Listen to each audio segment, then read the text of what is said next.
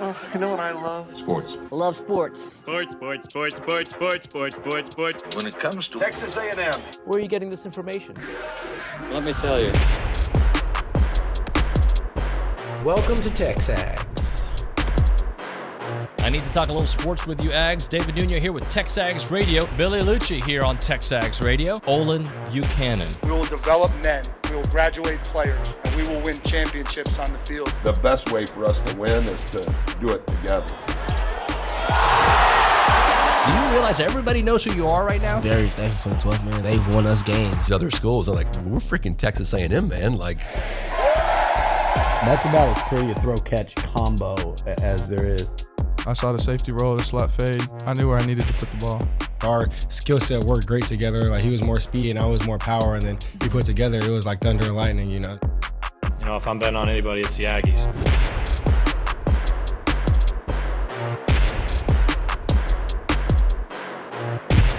All right, so this fan base is starved for a championship team.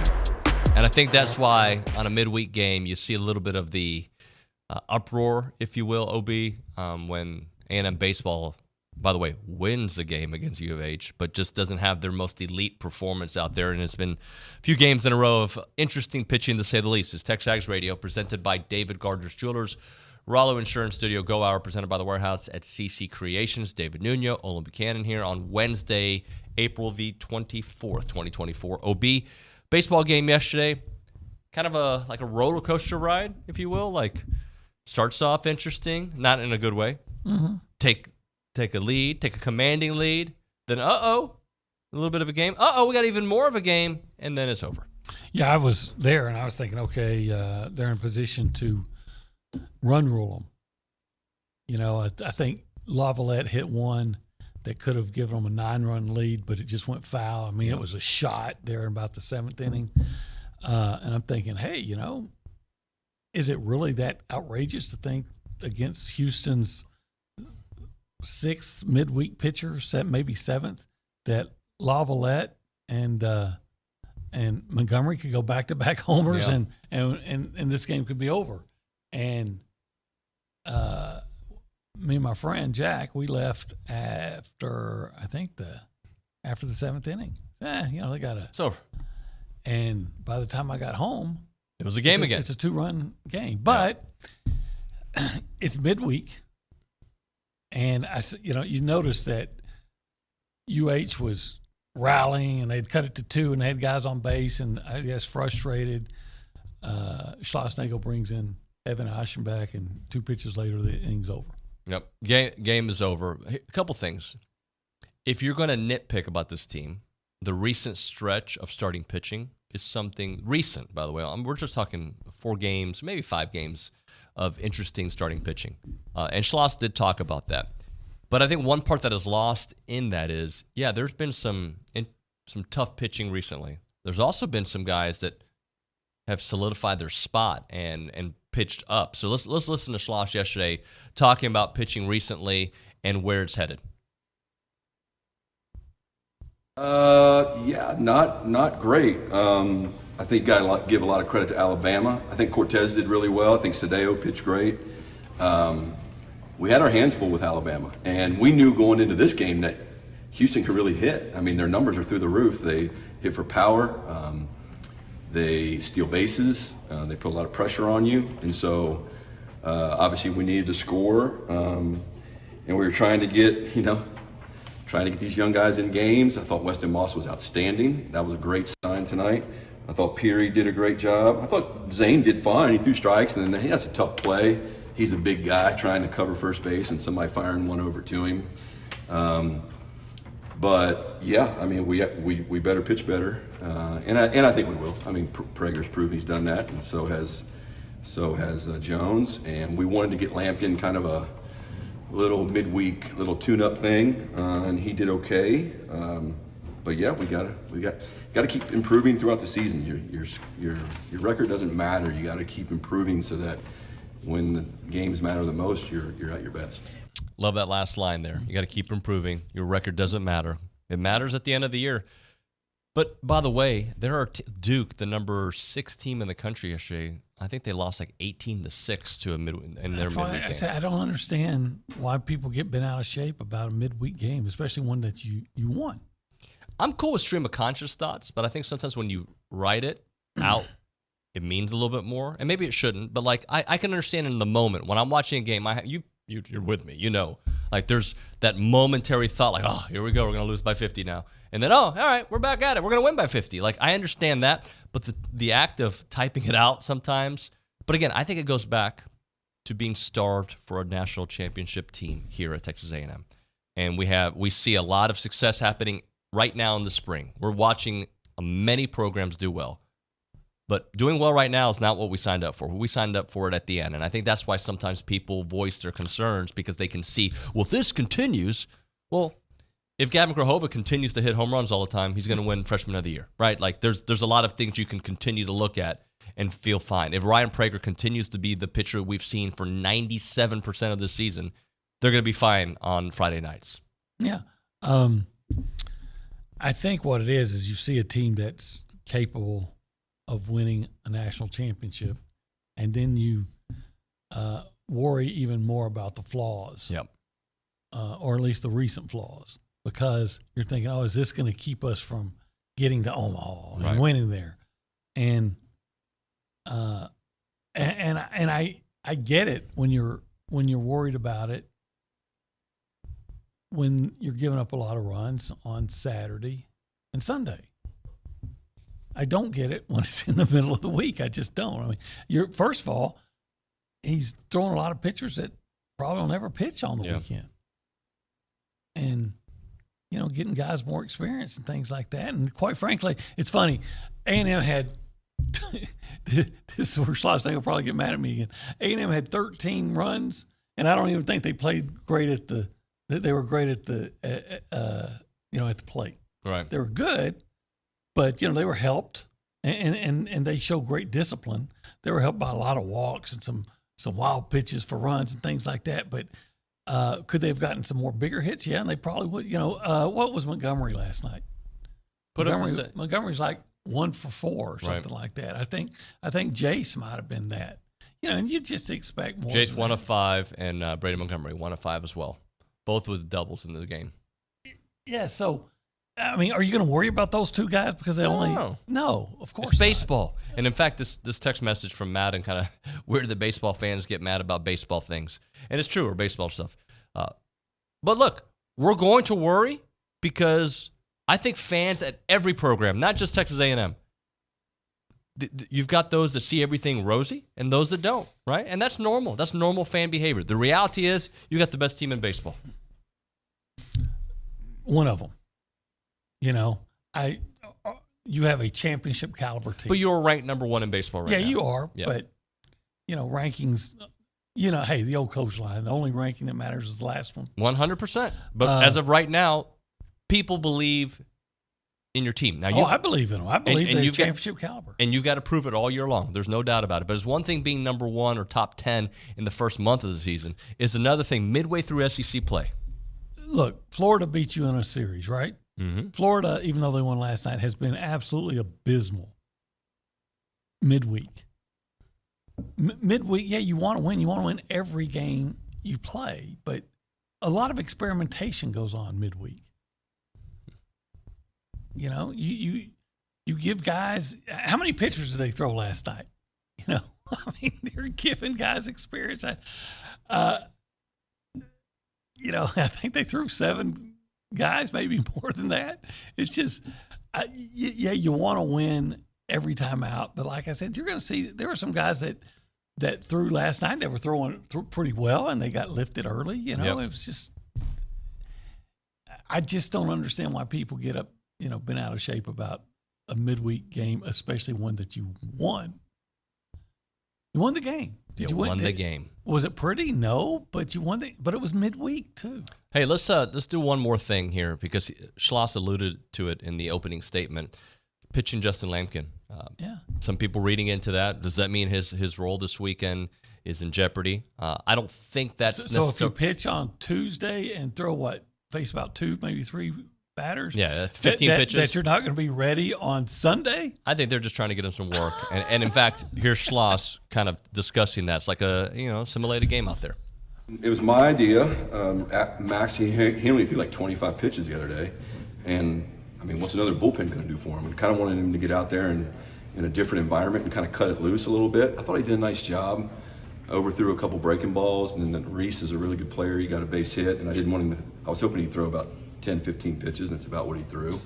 Got a tall task ahead of us this weekend. Georgia's numbers are every bit as good as ours on offense. And it's not just Condon, it's the guys hitting around him. So the wind's going to be blowing out. So beer sales, concessions, all going to go through the roof. There's going to be the game's going to last a while. Well, I guess beer sales, baby. Beer sales. Huh. That he's right. I've just never saw that as thrown in there with the wind and everything. Right. Does the wind blowing out lead to more beer sales? I have not looked at the box score of this game, but Georgia last night knocked off Clemson.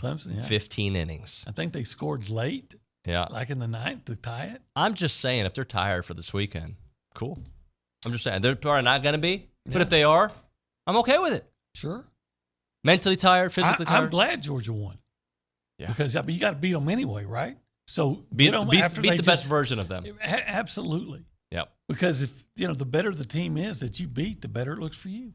This is Coffee Talk presented by TexAgs Coffee. Beat the hell out of mornings by going to texags.com/coffee. If you want to be a part of the conversation this morning, call us, text us. How you feeling about the baseball team? 979-693-1150. Are you concerned about the pitching you've seen recently?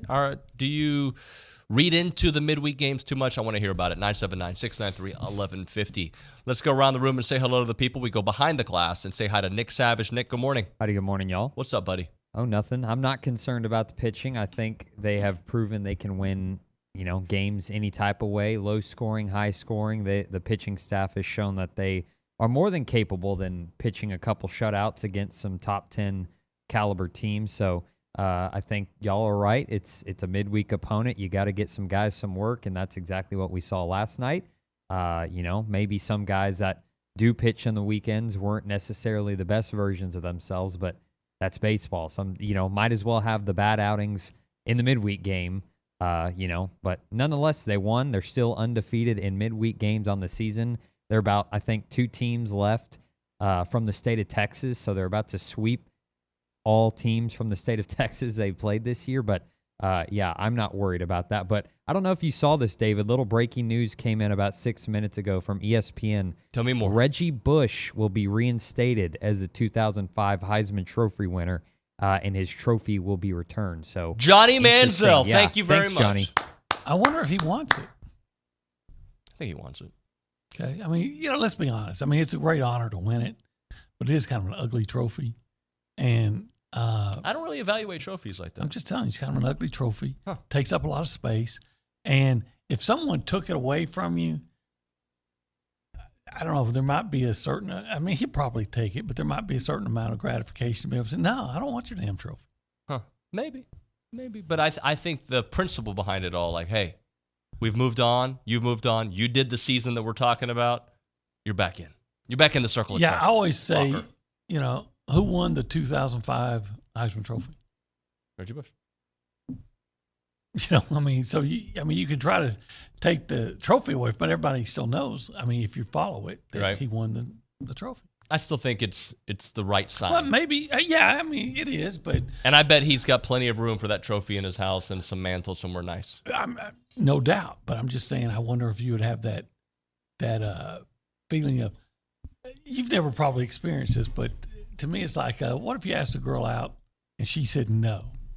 What? Yeah, you see. But if she came back... I've been with the same lady for 50 years. All right. Well, if she came back later, hey, and I said, no, thanks. Which, by the way, I have had to, and it feels good to say, no, I don't think so. I got a story for you off air, but not right now. All right. All right, let's check in at the Angry Elephant News and Social Center. Callie Gardner, you're a very popular person on the text line. I wonder how people know that you're on the show.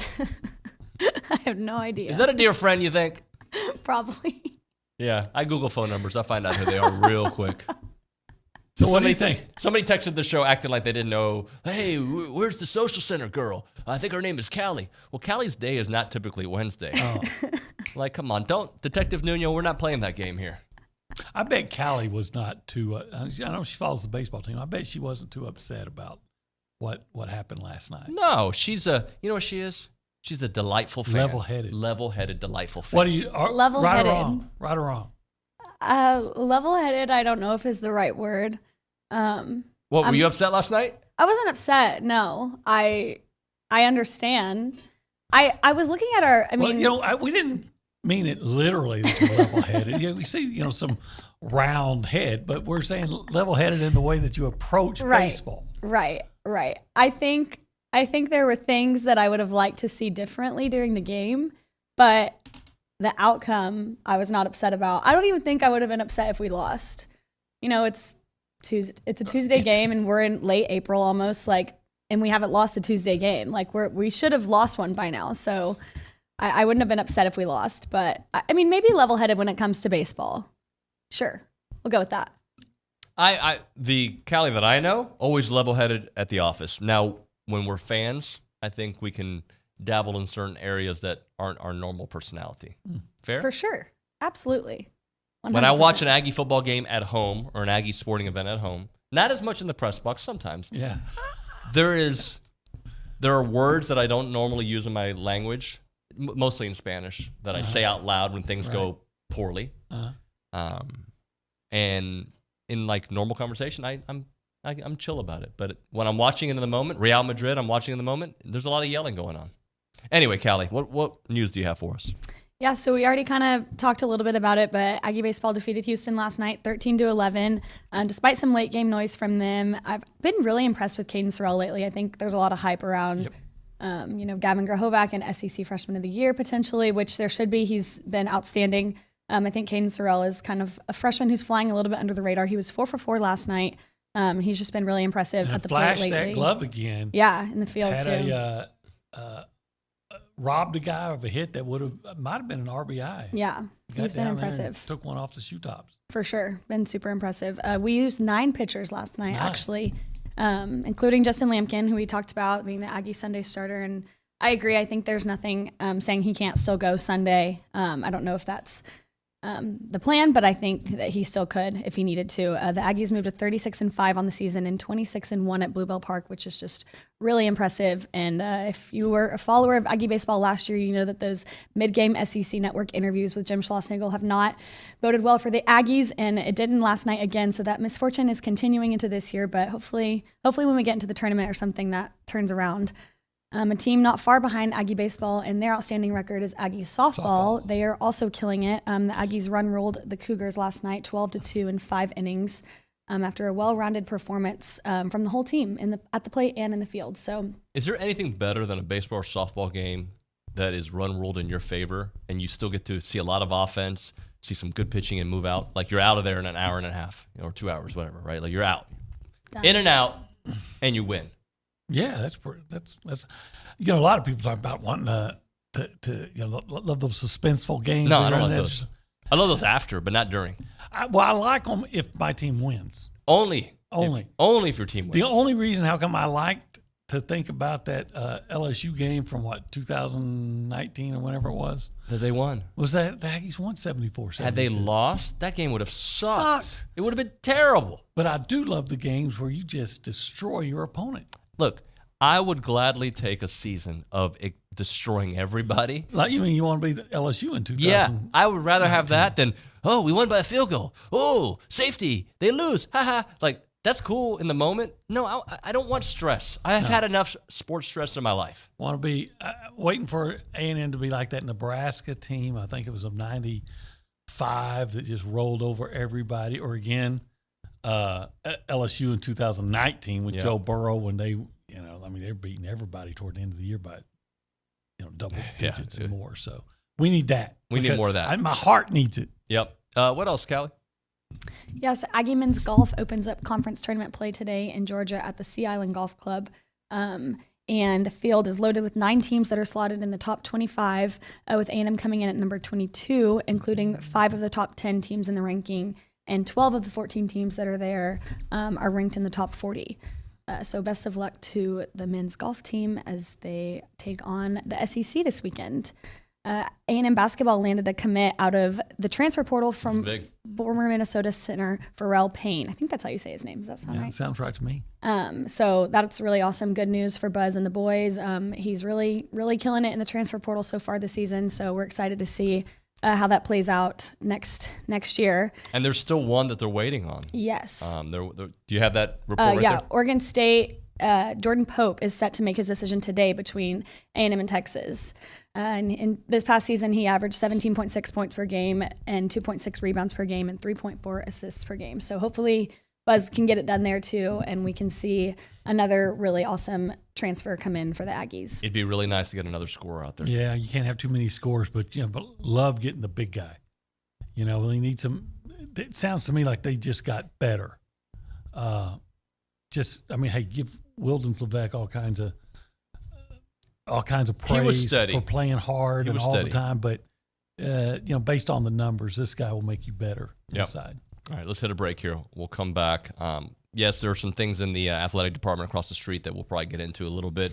Billy should be with us at around 8:35, so we'll go a little bit deeper into that. And there's a text that came in that I think you and I can handle, and maybe about Bryce Foster that I think we can touch on and move on, because we'll talk about that on the other side. Right now, career opportunities at the association,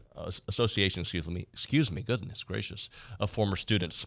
They're looking to hire great people here, and they're a great organization. They're looking to hire professionals to join their team, and they've got openings in many, many departments. Marketing is one that comes to mind because I talk to the marketing folks all the time out there. Shout out to Randy.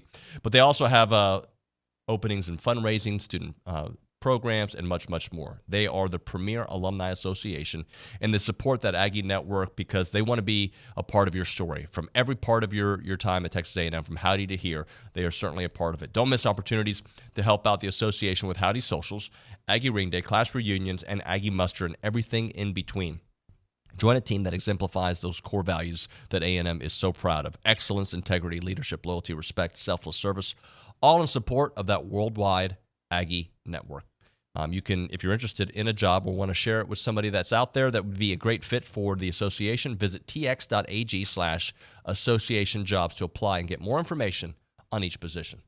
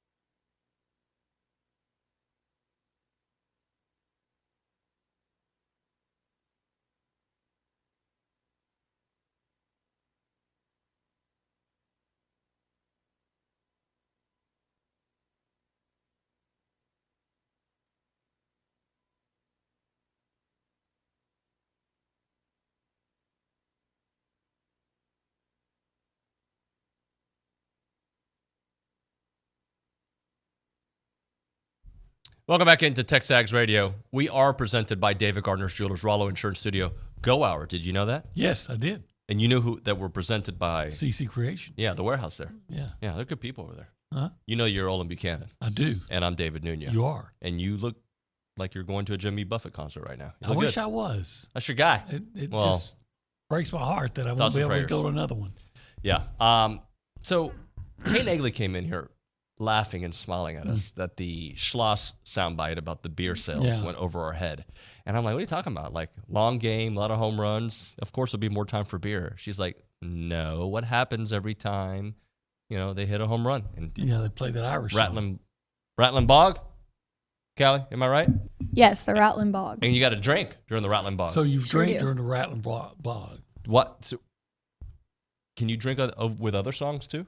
I mean, yeah. Okay. I know they play Thunderstruck usually at the beginning of the games, and that is typically. I like the Latin, I guess you'd call it, or I don't know. La Vida Loca? Whenever Camarillo comes up. You like the jams? The maracas and all those things. You could drink to that too if you want, fine. I guess. It's interesting. When I play tequila shots, I guess. When I play Latin music on this show, you're not so fond of it. Well, it depends on what Latin music you're playing. Oh, okay. You're a big Ricky Martin guy. I know that.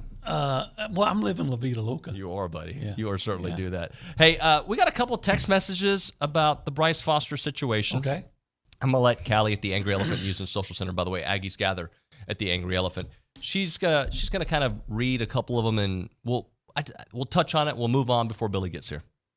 Yeah, I think the general consensus, there's a lot of confusion amongst the fan base on the Bryce Foster situation, and I think some fans are just wanting some clarification on whether he's available for A&M football in the future or if he's 100% out on football in the future. So I'm not going to read into decisions made out. Oh, well, we can analyze what's going on, but to me, Mark Naboo passed him, and Bryce is not available. I'm assuming he's not available because I looked at the roster and he's not there. Mm-hmm. And Billy said yesterday on the show he's not on the roster. So now, if you got into a pinch during the season, would you maybe call him up and would he be willing to go? I don't know. I know back now I'm going to talk how old I am. Back in the 70s, the Dallas Cowboys on the way to their first Super Bowl, they had a significant injury. And they needed, help in the offensive line. They called up a guy who had just retired, and he came back and he started, and they won the rest of the season, and they won the Super Bowl, right? Hopefully it won't come to that. I just have I don't know any details, but I probably have the feeling that it's a mutual parting, that football, hey, we need you to be there. It's a new coach, a new system, all these new things. He's, I'd rather, I have a dream about being world class in the shot put and say, okay, you're going to pursue this. We're going to move forward, those kind of things. It's, probably what both parties, I don't necessarily wanted, but probably needed to happen. We don't know what is in Bryce's head, right? I don't. Right? No like, idea. we don't know if he's, you know what, man, I like football, but I don't know if I like it like this full-time job that it is. And by the way, we live in this NIL era where, funds go to players that play. Right. Right? So, and I don't know what if, and I don't know, but what if Bryce has been getting a lot of money in NIL and he really doesn't want to play. Right. Or, you have other guys that have moved past him, and maybe some of that money will be redirected. Right. Yeah. At the end of the day, this is a different world of college sports. I remember, you'll remember this, a couple of weeks ago, Trey Zune was asked about Bryce. He said, yeah, we like him when he's there. Yeah. And I feel like Coach Elko kind of alluded to this at the press conference 2 weeks ago. After somebody asked about Bryce, and he's not here. Well, between his, taking off the the spring for track, and look, that was agreed to, which is why he came here. Right. Right. But between that and then his unfortunate injuries, he hasn't been around and played an awful lot. Yeah. I mean, what was it? He first 2 years ago, right? He had mono, And then he came back. And I think he played like 3, maybe 4 games before he hurt his knee. And then last year, he had the injury. So, is he entering his senior year? Yeah. Seems like it. Yeah. Wow, time flies. 22, 23, 24. No, junior year. Is this his junior year? Yeah. Well, he played that first year with Zach Calzada. When Zach Calzada came 22 season, yeah. Okay. With he and Fathery. Was that the 21 season? You're right. It was the 21 season. Yeah, this is his senior. Goodness gracious, you're right. 21. That was because I moved here July of 21. Yeah, right. That's when it was. So he's probably more focused on, I want to see how good I can be in the shot. Seems like that's what he loves the most. Yep. And okay, then I hope he wins a gold medal someday. Yep. Frank Mason asking questions about a few players that are no longer on the roster. Yep, that's true. And we've talked about it here on the show. In fact, we'll talk about it with Billy and some other things here when we come back on TexAgs Radio. Right now, though, Milliken Reserve time. They are a farm-to-table community in College Station. They got homes, they got trails, they got farms, they got a wide open space, and their mission is to build a healthy community around nature. And they want to commit lightly on that beautiful land that Milliken Reserve can be found on, creating a sanctuary for family, for nature, and for community. Beautiful place to go hang out, guys. You got 2,600 acres of open space. You've got the farms, you got the 30 miles of trails, you got the homes, and they respect that native landscape out there and that wildlife with an extensive network of trails throughout a wooded landscape that includes walking and equestrian paths, creeks, ponds, gathering areas, and a place for family after family to cherish generation after generation. They got all the animals you can imagine out there. You go visit the white-tailed deer that are running around, the songbirds, the rabbits, the turtles, and they want to share a legacy of conservation, which means generation after generation, you're coming back to that pristine countryside place. It is a beautiful place to go connect. Great place to go hiking, biking, canoeing, kayaking, equestrian trails that they have, evening yoga, you name it, they have it there. The farmer markets, the farm tours, you name it, they will take care of you. It is Milliken Reserve, the website, millikenreserve.com. Again, millikenreserve.com.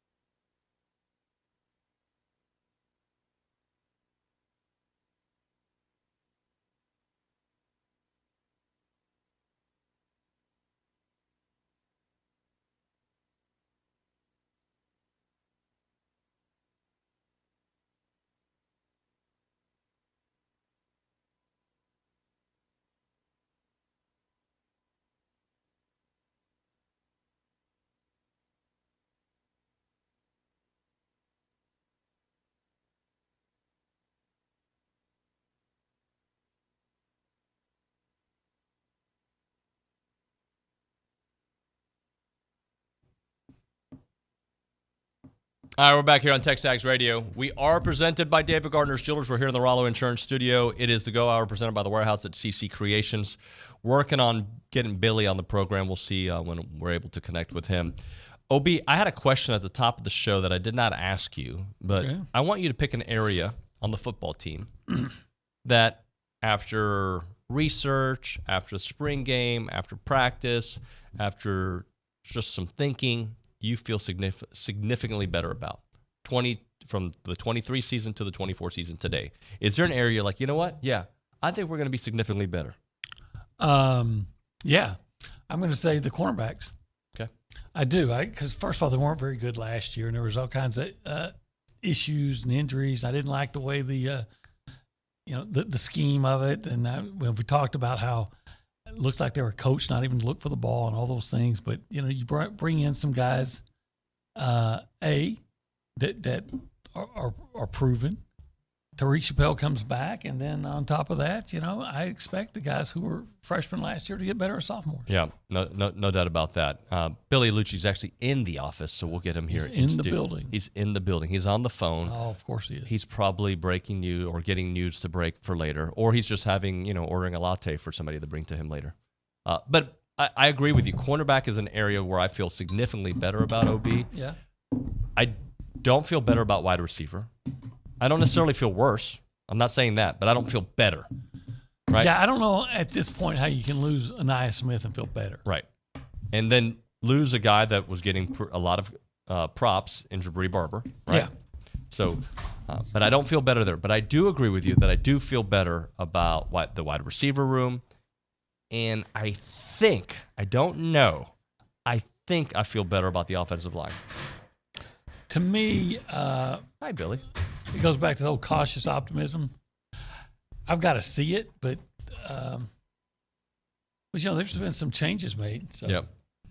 I'm speaking of changes being made. The guy good morning, looks like sir. An offensive lineman. Chair. What? That's not the Brawny chair. At least you're in a good spot. Is that the one I usually use with the good back, the good posture? So when you is that what you use a posture chair? I like the posture chair. Olin, look, new haircut. No, I just haven't put any. Well, I got a haircut like 2 weeks ago. Yeah. I just haven't put any. Just touch it. Just rub it a little bit. I haven't put any product. You don't like the Mo look? I didn't put any product in it this morning. Look like Shep. Shep. Is that the fourth stooge? The fourth Mo, Larry, Curly, and Shep. I couldn't think you of are that. the ultimate Mo because you're always picking on people. Mo, yeah, Mo. Pick two. Oh man, what's up? I love buddy. being on the Go Hour. I like you being here. I'm always listening. I like sitting up here. So, tough day for athletics yesterday, and some of your dear friends, just rough. But something I think Trev Alberts alluded to at his opening day press conference. Yeah, this is the hard side of you want to say college athletics, and that's been kind of something we've all said in the last 24 hours or so, but it's the hard side of any business, especially as businesses grow. Not that A&M athletics is growing, but just the bigger you get in terms of business, kind of the more, almost like you want to say unemotional it feels. The problem is for the people that lost their jobs yesterday and had their jobs cut, that there's a lot of emotion involved. I think there is for Trev Alberts. He comes in new and is kind of tasked with, hey, we're going to make this thing leaner and more profitable or less unprofitable. They're operating in this massive deficit. And he said, like you said, during the presser, if you just listened, you knew that was coming. And it's going to come all over the country. You're going to start to see this happen because of what's coming down the road. And he talked openly about that day too. It's just, I don't know if it's a year or 18 months. I don't even think it's going to be that long. You're going to see revenue share model, particularly with the Big Ten and the SEC. And then in some degree, all of college football is going to have to go to it. And you're talking about a $15, $20, $25 million expense to the money that the revenue, it'll go up like it always does in college football, but that expense is coming out of nowhere. That's not coming with, hey, we're going to spend all this money, but it's going to make us more. No, that's just coming out of what you make. And I think he just looked at kind of the organization and saw, I think in some instances, it's probably a lot of these sport administrator type duties he's looking at. And I don't know this for sure, but thinking he's going to be a sport administrator for these sports as an AD that doesn't have to fundraise because of the 12th man. So there was looks like that put into it, but it doesn't change the fact that the reality of it is a lot of, good people got let go and great Aggies. But, and I think what else you saw is the continuation of football and a new head coach getting a higher percentage of his hires in the building. I mean, it's college athletics, and it sucks. And my buddies are unique, the ones that got let go, and they have been here for a very long time.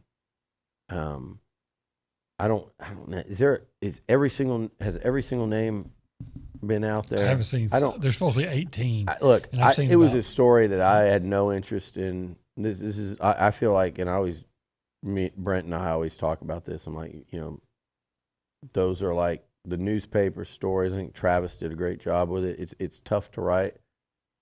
I'd rather talk about it after the fact. I'm not chasing breaking that. I don't care to be on the radio circuit talking about it. I'll come on here because this is our house, and I'm not, if people ask, I'll do it, but I'm not trying to get out in front of that. That's I got those calls from my friends, and I got those text messages, and people. Justin Moore has been a friend of mine through thick and thin since he played here. Right when I got out of school, he was playing here. This is a guy that's, this is a side of it that people, I don't know, sometimes I feel like people in this business, they frown upon it, they are jealous of it, and they all wish they could do things the way I think they're supposed to be done, which is, it's not just using people for information for us to put on our webs. It's friendships, it's relationships, and it. Matt Watson, I'm at his wedding. Him and his sons used to come Wesley, who's on the team now, used to come trick or treat at my house when they lived in the neighborhood, and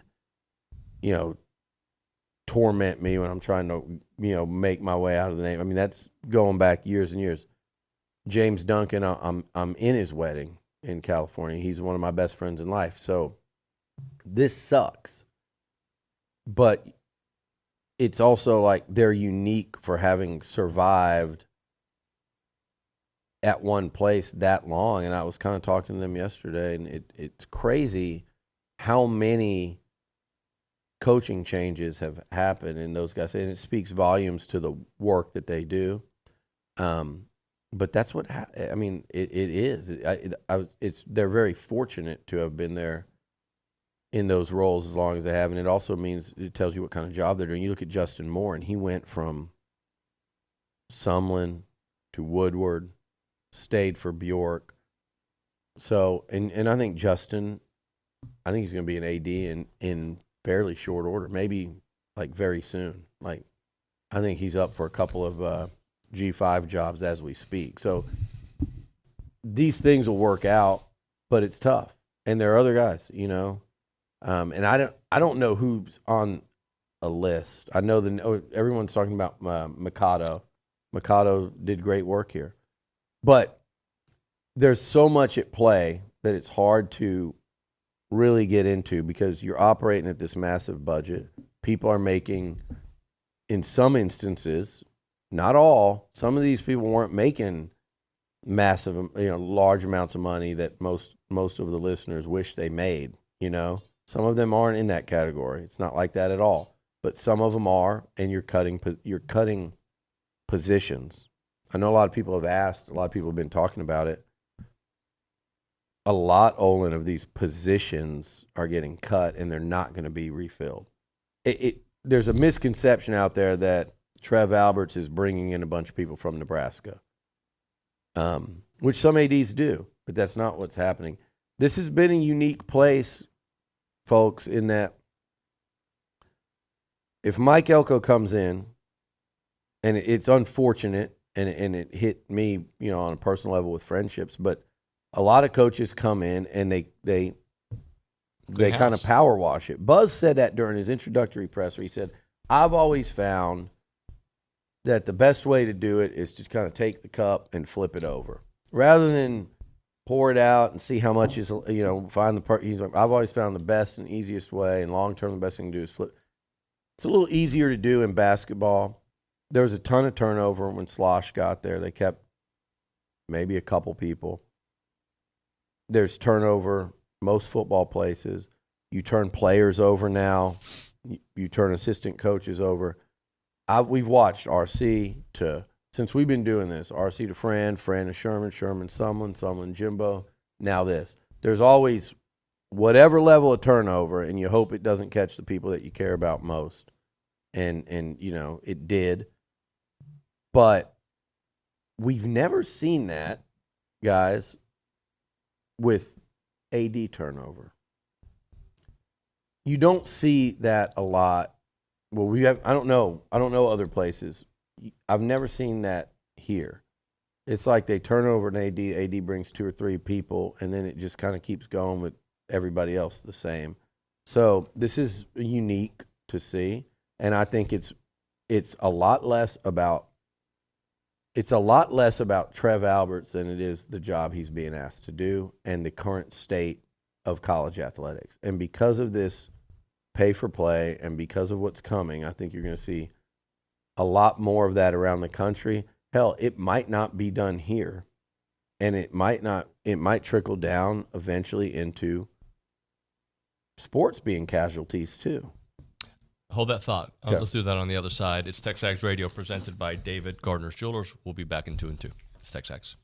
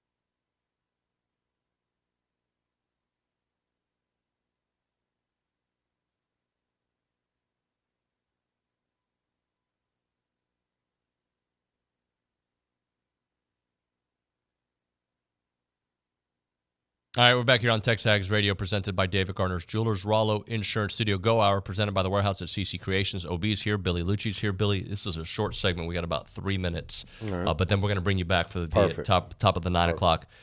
You've presented this picture. I want you to kind of like paint it for us for a moment, like what college football is going to look like here. And I think you said maybe 18 months, maybe sooner than that, because there's going to be some tough decisions around the country beyond budget cuts.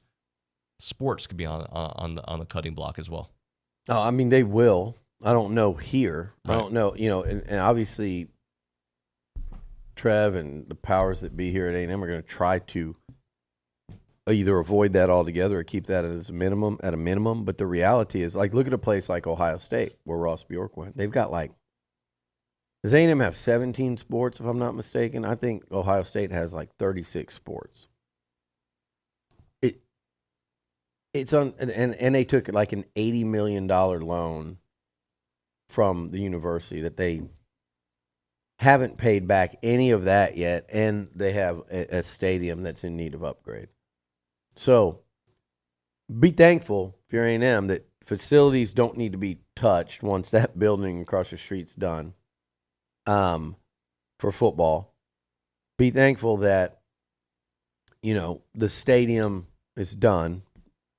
And, on the list, I know there's more. So I'm going to say one thing, and that doesn't mean if you're sitting there as a coach of another sport, you're not getting something, or I don't have any privy information, but they're going to do baseball. That's another thing that people that I've noticed was the first, no stadium, lose slosh. No, they're doing the stadium. That is, and I have asked that very specifically to people kind of across, on all ends of the spectrum with that one. And it is emphatic, and there is a no hesitation, no, that's getting done. And so that's probably, that might be your last great expense for a while in terms of these giant projects. Right. But the goal is to not go out and have to cut, but you look at Ohio State, and I mentioned that, what Ross Bjork's walking into there, and you think, here's the deal, you think Texas A&M, if you're outside around the country, you go, they got all the money in the world, they're on easy street. Same thing with Ohio State. I'll sit here and I would never think that Ohio State's got any issue. They got a big one coming, and Ross just walked right into that. Texas A&M, I'd be willing to bet. Now, I'm sure Trev knew of the deficit they were operating in, how much they were in the red last year, which is many million. Have they said how much that is? No. It's Not a that I lot. saw. Yeah. It's a lot. It's way north of 10 million, almost double that. And so it's hard, Nuño's do the 10-second countdown. 9, 8. And these are the haves. So imagine the have-nots and what their athletic directors and presidents are about to have to deal with. Bye.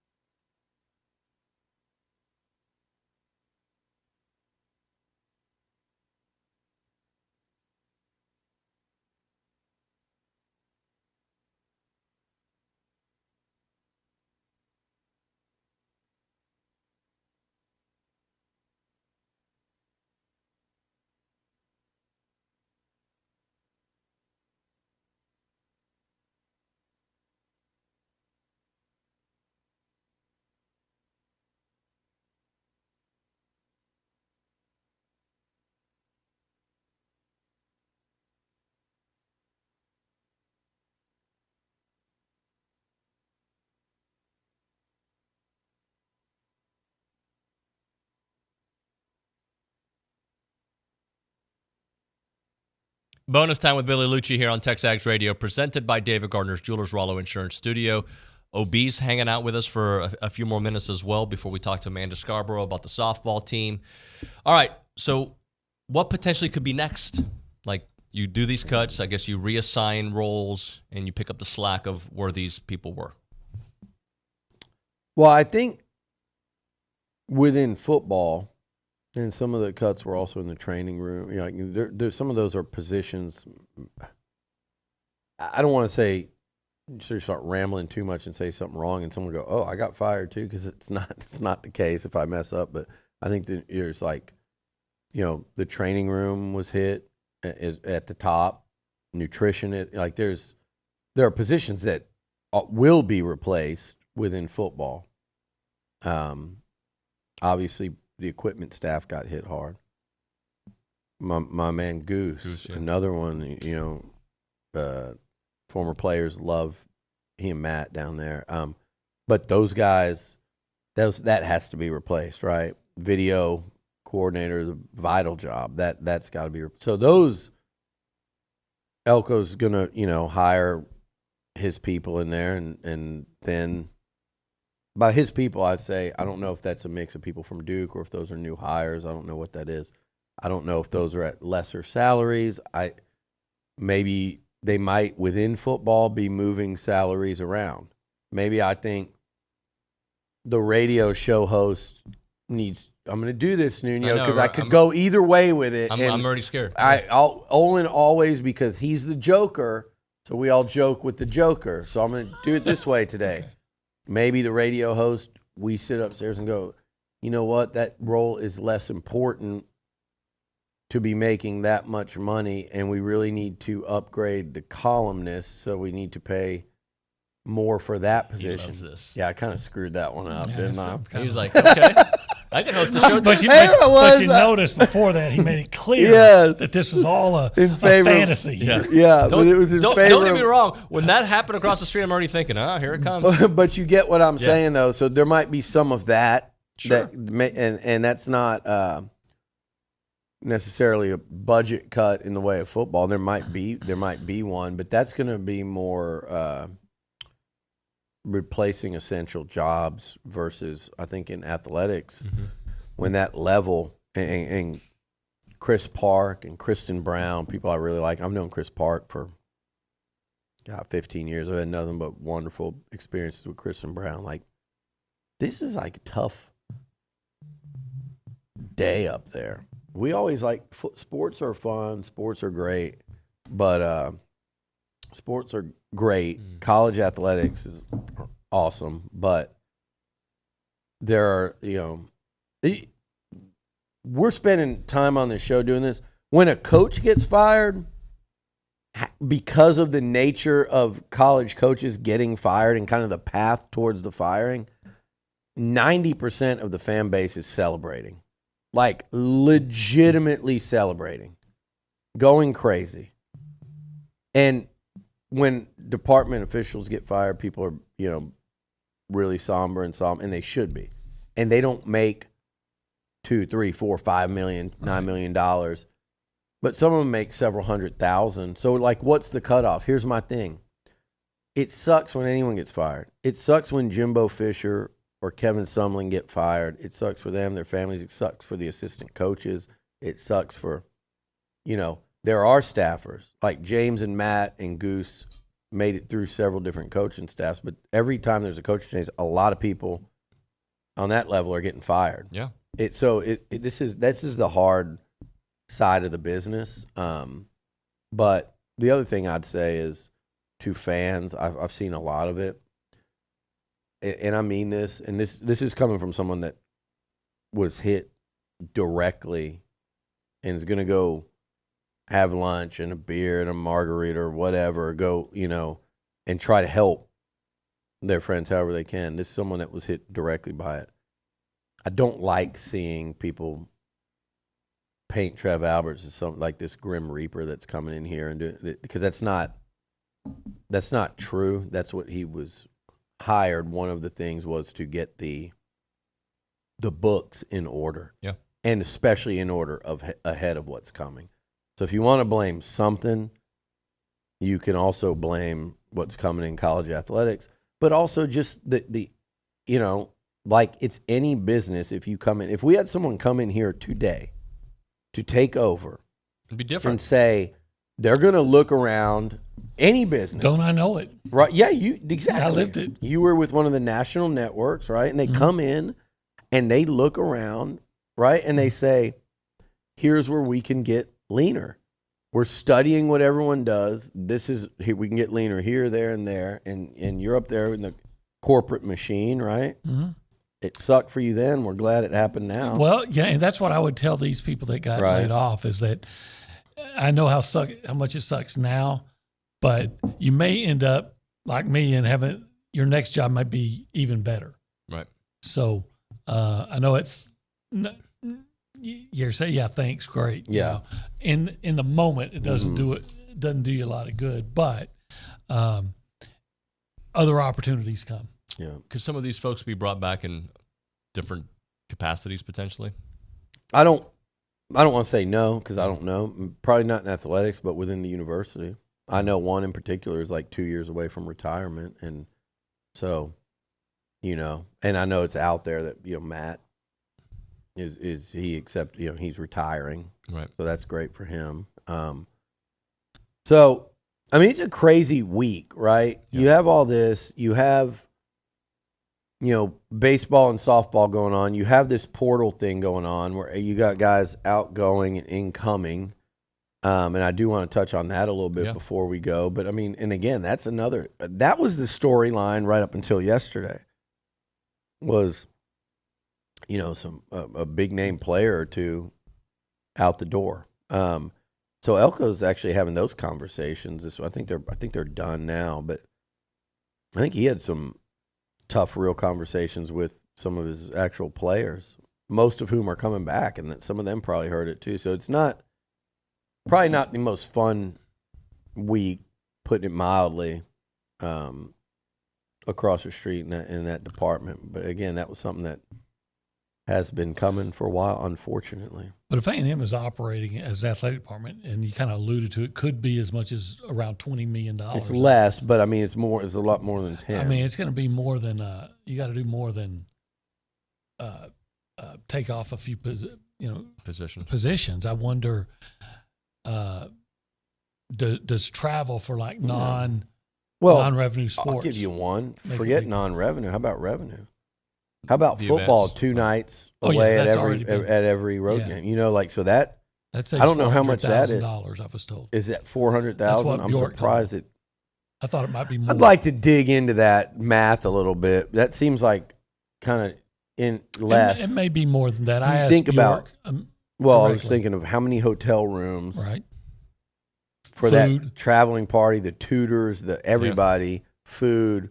For 2 nights versus one, like 7 times a year. It could be a little bit more than that. It might be. I don't think it is, but it might be $400,000 a damn game. I would think it's probably $100,000 a game minimum. Well, I'd like to find that out because that's coming off for sure. Right. But yeah, you're gonna have to look around. Obviously, more than just letting people go. And the events across the street help fund some of that. Correct, though. What do you mean the events? So soccer coming into town, that benefits the university. Yeah. And that's why I was saying, like, everybody, this is another misconception, the Jimbo thing. That big lump sum, I think the 12th man stepped forward for that. That was like that $20 million. And that's that kind of, we always call it it's a little morbid, but like the Kyle Field collapse fund, the third deck. That was what they used to joke about when the old stadium, but like, hey, that's not touched unless you have to fire a coach at $95 million and have $20 million by the end. By the end of the week. I'm exaggerating, but you get what I'm saying. So that thing that hasn't hit yet, right? That's at $7.5 million a year or whatever. This is prior to that. So this is not a Jimbo. Like, of course, the paying off of Jimbo is going to factor in, but this was happening anyway because they were free spending. And there was free spending under multiple ADs. It's not just it was under Ross, it was under Woodward.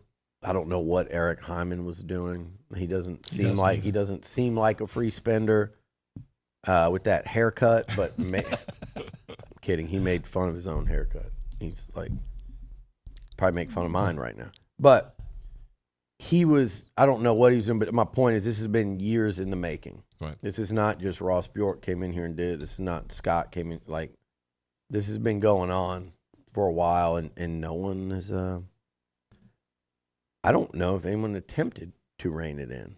And then all of a sudden you look up and go, this got to be reined in, and you go hire somebody and you say, hey, fix it. Part of what we're going to, and what we're looking for is someone that is capable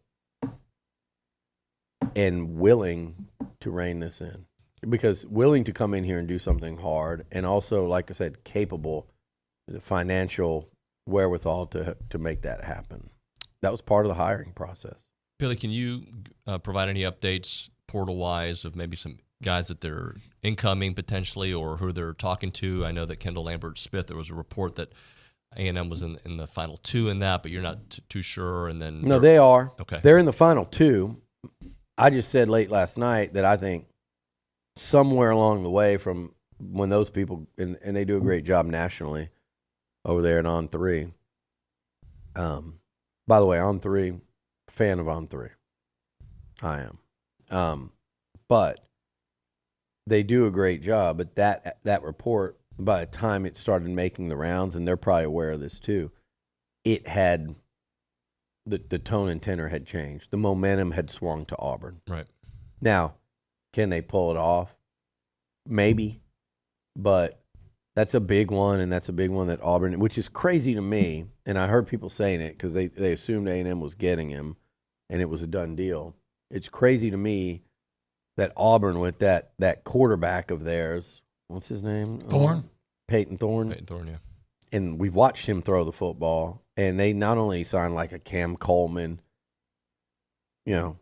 congratulations, NIL. I mean, and the former A&M commitment who looked incredible this spring.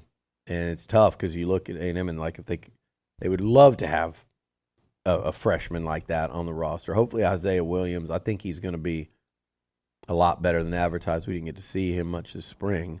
But he's going to go, if he ends up at Auburn and they sign like 5 really top-notch receivers, it's crazy to me, but that's what very well could happen. Mm-hmm. They've got a very important visitor coming in today, and Sam Brown from Houston, who may become even that much more important because they've got to upgrade that room.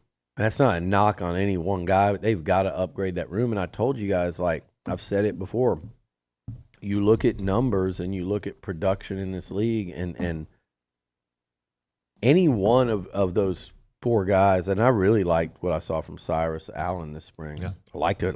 I was about to say I like it a lot. I liked it a lot, what I saw him do. Really impressive to me. I think he's going to be an impact newcomer. But there are teams in this conference that have guys coming back that are high-round NFL draft prospects and that are coming back as first-team All-SEC guys or 900, 1,000-yard receivers last year. That's not the case in this room. And that's not to say Noah Jade, who had 100 yards in his last 3 games, or Moose, who we've seen, have some great games and make some incredible plays. It's not to say they can't do that, but factually that has not been done in that group yet. And you're going into a season, so I think it would behoove them tremendously, and I think they need to add at least one, and I think it would have been nice for 2, but I think at least one guy who has done that. Are both those guys possible? Yeah, but I think if you'd asked me 24 hours ago, I thought Penn State, Lambert Smith was more possible than Brown. But I think Brown's, it's the Aggies are very much in that one. And they're still in for Lambert Smith too, but I just think Auburn has claimed momentum on that side. But I think those are two very important recruitments. Just like the linebacker was an important recruitment. And just like getting a center, and I talked the other day, Olin, I loved you added a center that started at Utah. What do they do, OB? Well, they're a power football team.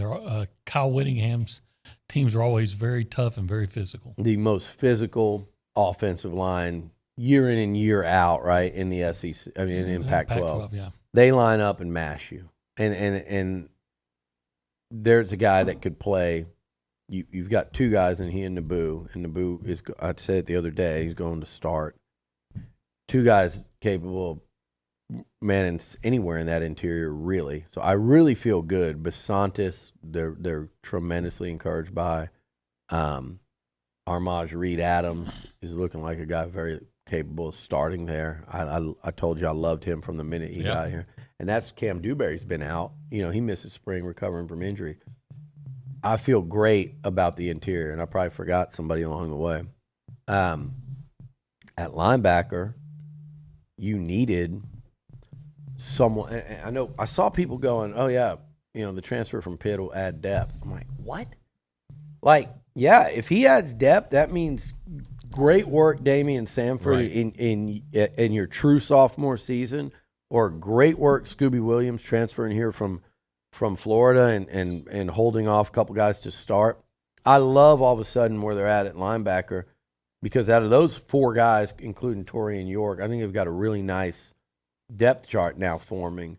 But you start at Pitt under Pat Narduzzi and put up good numbers in the ACC, and it's kind of like I said about Utah. Mm-hmm. Pat Narduzzi's teams play defense. And you're a linebacker in the heart of that defense for that defensive-minded coach.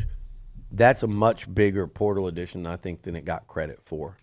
And I guess we already talked about Bryce Foster. And Bobby Taylor. If you can, people are confused by what does that mean? Can he come back? We've got several texts to start off the show. I don't believe he'll be back playing. I mean, you never say never. I don't know, but I don't believe that was the intention of that conversation. I think that was a, hey, we're moving on and you can too type of conversation. And Bryce will have a decision on his hands of to stay and perform in track and field at A&M, where he has a chance to do really well, especially if it's full-time commitment, or go pursue football, because he will be heavily pursued by teams that look at his potential, and everyone's going to think that they can get him to mentally fully commit to football, because his talent is going to tantalize you into thinking you can do that. And I'm not saying they can't. I'm not saying that can't happen. That hasn't happened here yet. Yeah.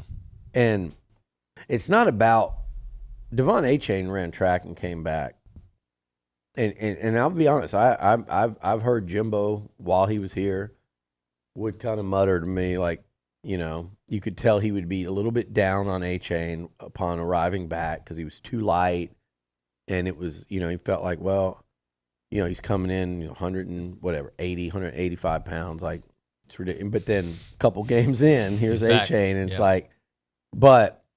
So there's always frustration with coaches with the two-sport guys, and particularly football, because that weight room does mean so much. But I don't think it's about that. I think it's about you can monitor a player's want or desire in terms of, like, how much are they learning the new offense? How much are they in the building in their free time? How much are they on their – I don't know if they do it like this. I'm talking crazy now. How much are they on their iPad studying the new you know, things like that. I'm sure there were certain things that, hey, you can do track, but this is what we also want you to do. And so, I don't know. I think Bryce, if he dials in, could be a hell of a football player. We've seen flashes of it. We saw it his freshman year. He's good. He's good. Yeah. But that's a position, and particularly with turnover, that it's really hard. And then for him to come back right before the season when guys like Naboo and other interior linemen have been out there practicing, come back, and then you're not starting. So you ran the risk, in my opinion, of losing him. Right. You're losing your backups because they go, well, I'm doing all this, and I don't even know that I'm going to start. And then they go there, and Bryce comes back rusty, and you go play Notre Dame, and you got a center that's only been practicing for 3 weeks. Like it's a tough ask. It really is. Like it just is what it is. That's not an insult.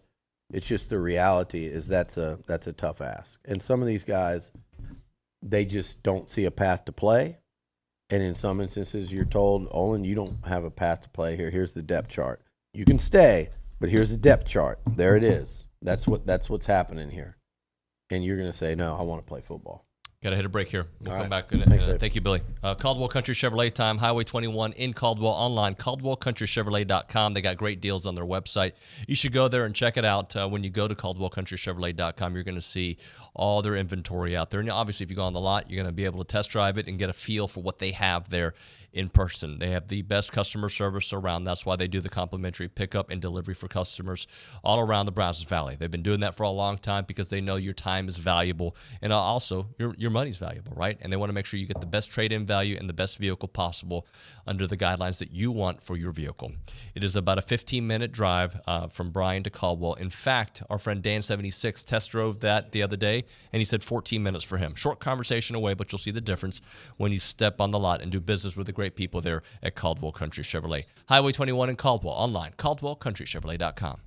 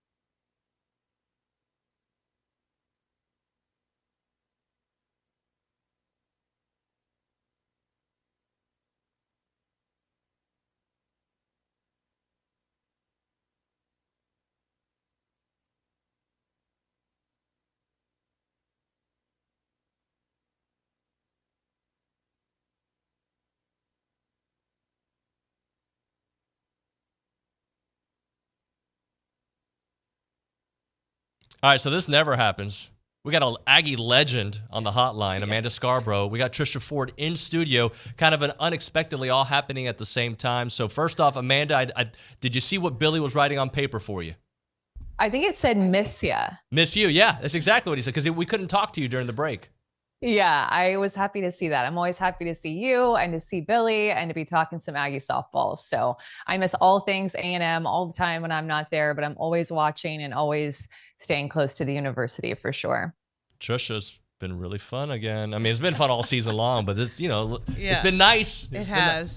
And Amanda is correct. We talk weekly, sometimes several times a week. So, but yeah, it's been a good year so far. So it's going to be weird because she's going to talk about you while you listen. Yeah. And then we're going to talk about, so let's make it all happen. Amanda, what jumps out when you watch this softball team play and the way Coach Ford goes about her business? Oh, I've been thinking about this because I watch every game. I'm completely locked into the season. But overall, athleticism and competitiveness. Those two general ideas come to mind. But then when you kind of dive into the specifics, the way that they run bases is unlike any team in the country. And the way that Emily Kennedy has been able to step up this year is exactly how Coach Ford, how anybody who's ever seen her throw prior to this year knew what she was capable of doing, which has just been so cool to watch her step up and help this team win a lot of games. When you're coaching, Emily, you have to, I guess you have to coach people differently, right? Yep. And there was a certain way to get the message to her. Yeah. She is a straightforward, no nonsense kind of player. And so I think that's why we work really well together. And so it took us, a little time to get to know each other. And now, she knows I have her back and I know she has my back. And so we can have some fun conversations and I can really get into her a little bit and get her to snap out of it and really just perform. Amanda, you know about winning at home. This team is dominating at home this year. I have the note right here. Let's see. They're so far 24-2 at Davis Diamond this year, 923 winning percentage, the best since 2011. Winning teams win at home, and they hold serve there, right, Amanda? Yeah, I mean, I don't know what it is. Have you guys been able to put your finger, Coach, on what it is about this team playing at home? Because, I mean, the home runs and the offense is what sticks out to me at home. I don't know if it's getting excited for some bubbles that are going to be flowing when they score, or maybe a cannon shot from the cannon that showed up in that game against Kentucky. They're just extra motivated to put runs on the board, which is awesome at home. The pitchers and defense have to love it. Yes. It's the 12th man. Everything that Amanda just described all comes back to the 12th man. Yeah. Well, but also laser focus from your team. I mean, that plays a part in the way they do their pregame warm-ups, the meetings beforehand. That all plays a role. Yeah, they're starting to get it, and that's all. Our seniors have totally bought in and are bringing everybody along. But when you have players that have played at a high level, have gone to supers, have gone to the World Series, Julia Cottrell has gone to all of those, places. They understand what it looks like, especially at the end of year. Last night was I think I was texting quite a bit yesterday of this game is, it's going to be a tough one. And I thought if we didn't come out focused, it was going to be a hard game. And I thought we just did a really good job of coming out and playing our game. Amanda, talk about Coco and what you've seen from her this season and just continually just being a dominant force out there. Yeah, I thought she looked hungrier last night. She's had a couple of injuries or times this year where she's missed games. And it just seems like when she comes back, she's even more hungry to get out there. I mean, the plays that she made on defense, Trish, and then just her at bats, her aggressiveness in the box yesterday, it looked like a player that hadn't even played all year and was just itching to get out there. So I don't love it when she's not out there, of course, not in the everyday lineup. But the good part about it is that it seems like when she gets back out there, she's even better than she was before.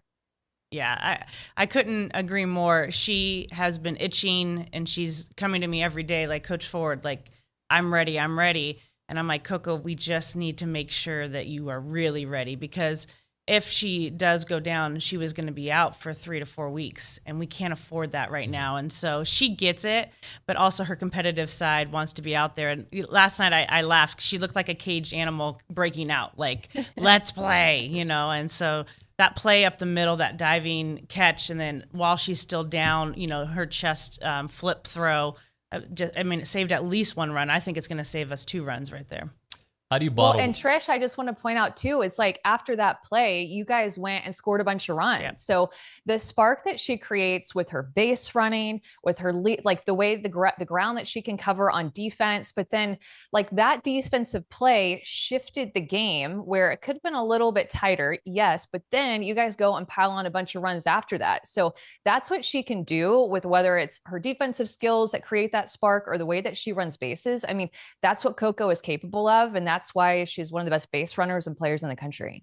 Yep. She just says it all. Yeah. Yeah, There's a reason why she's good. So how do you bottle this up, right? Like 7 games in a row, playing at this high level, which you played all season long.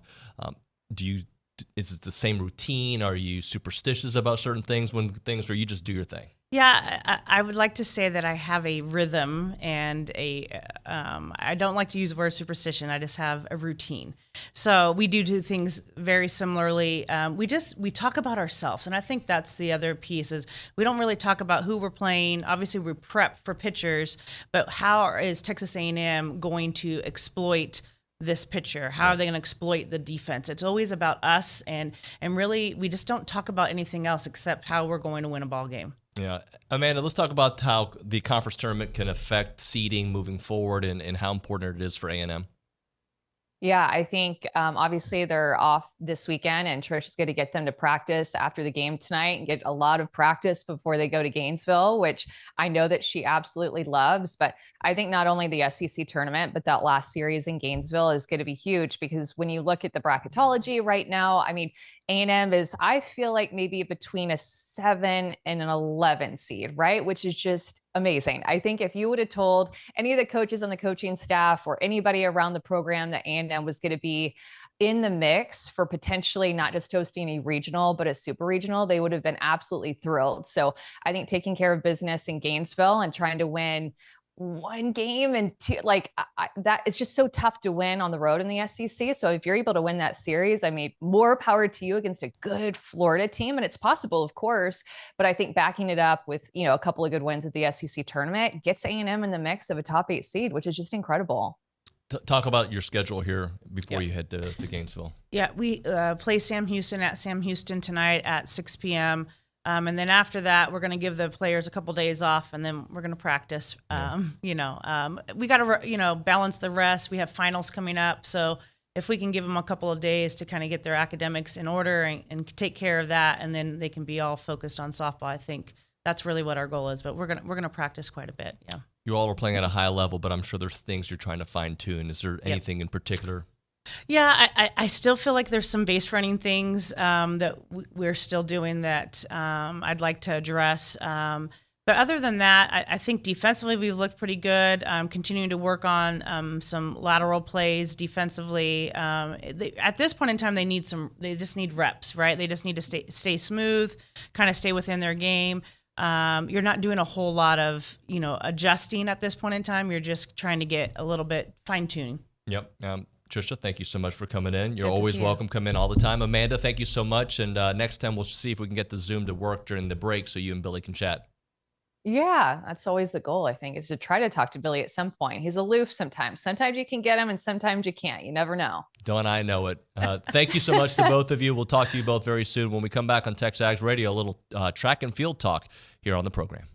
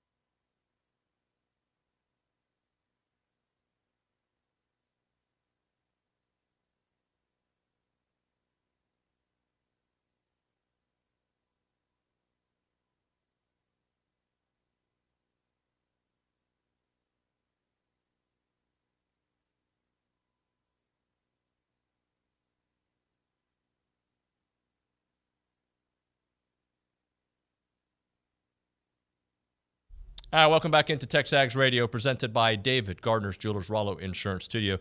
It's time for our track and field talk, brought to you by the Brazos Running Company, your local Aggie-owned specialty running store. Save 10% in-store when you mention the code TexAgs10, and check out the new location at Century Square.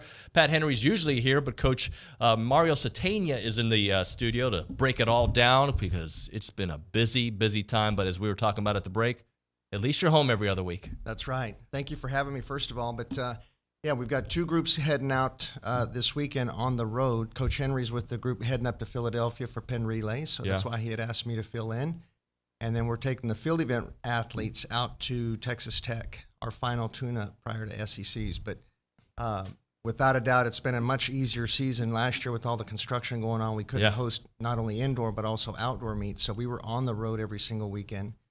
This year, it's been kind of a week on here at home and then travel.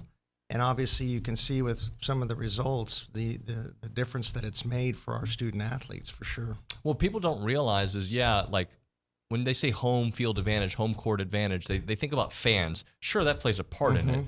But sleeping in your own bed, especially in a rhythm sport like yours, like there's the rest and recovery is such a big part of what you do. Absolutely. And for the number of people, like a big group when we will travel would be with 85 people. That includes staff. And we fly commercial. We don't charter. So it makes for a long day whenever, we're either busing to Austin or busing to Houston. You got a 2-hour timeline there, 2 hours at the airport, however long the flight is. By the time you get in somewhere, it's been a long day. So just one of those things that our athletes, I think that they do a great job of handling. But without a doubt, being at home, like you said, number one, family and friends is important. But being in your own beds, eating the foods that you're used to eating pays a huge dividend. That routine, no doubt. 5th straight week, the men #1 and women #3 for the 4th consecutive week in the top 3. So trending in the exact area we want to be in.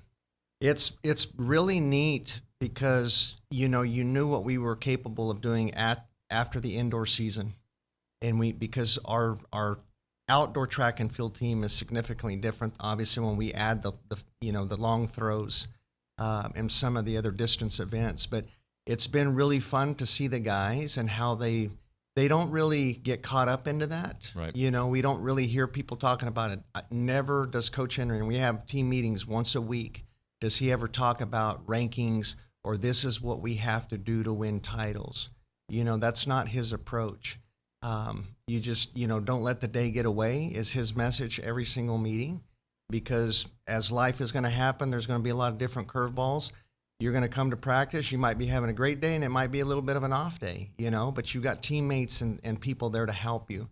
And the biggest part is, as we get ready now heading into the championship time of the year, which is going to be SECs, the NCAA regional, and then ultimately the NCAA finals, is getting people to respond on the same day. Right. That's the key to winning. And the team that gets on a roll is going to be bringing home the team title, both men and women. Well, there's an athlete that you work with directly that we talk about on this show every week, Lamar Diston. I mean, every week there's something new about her.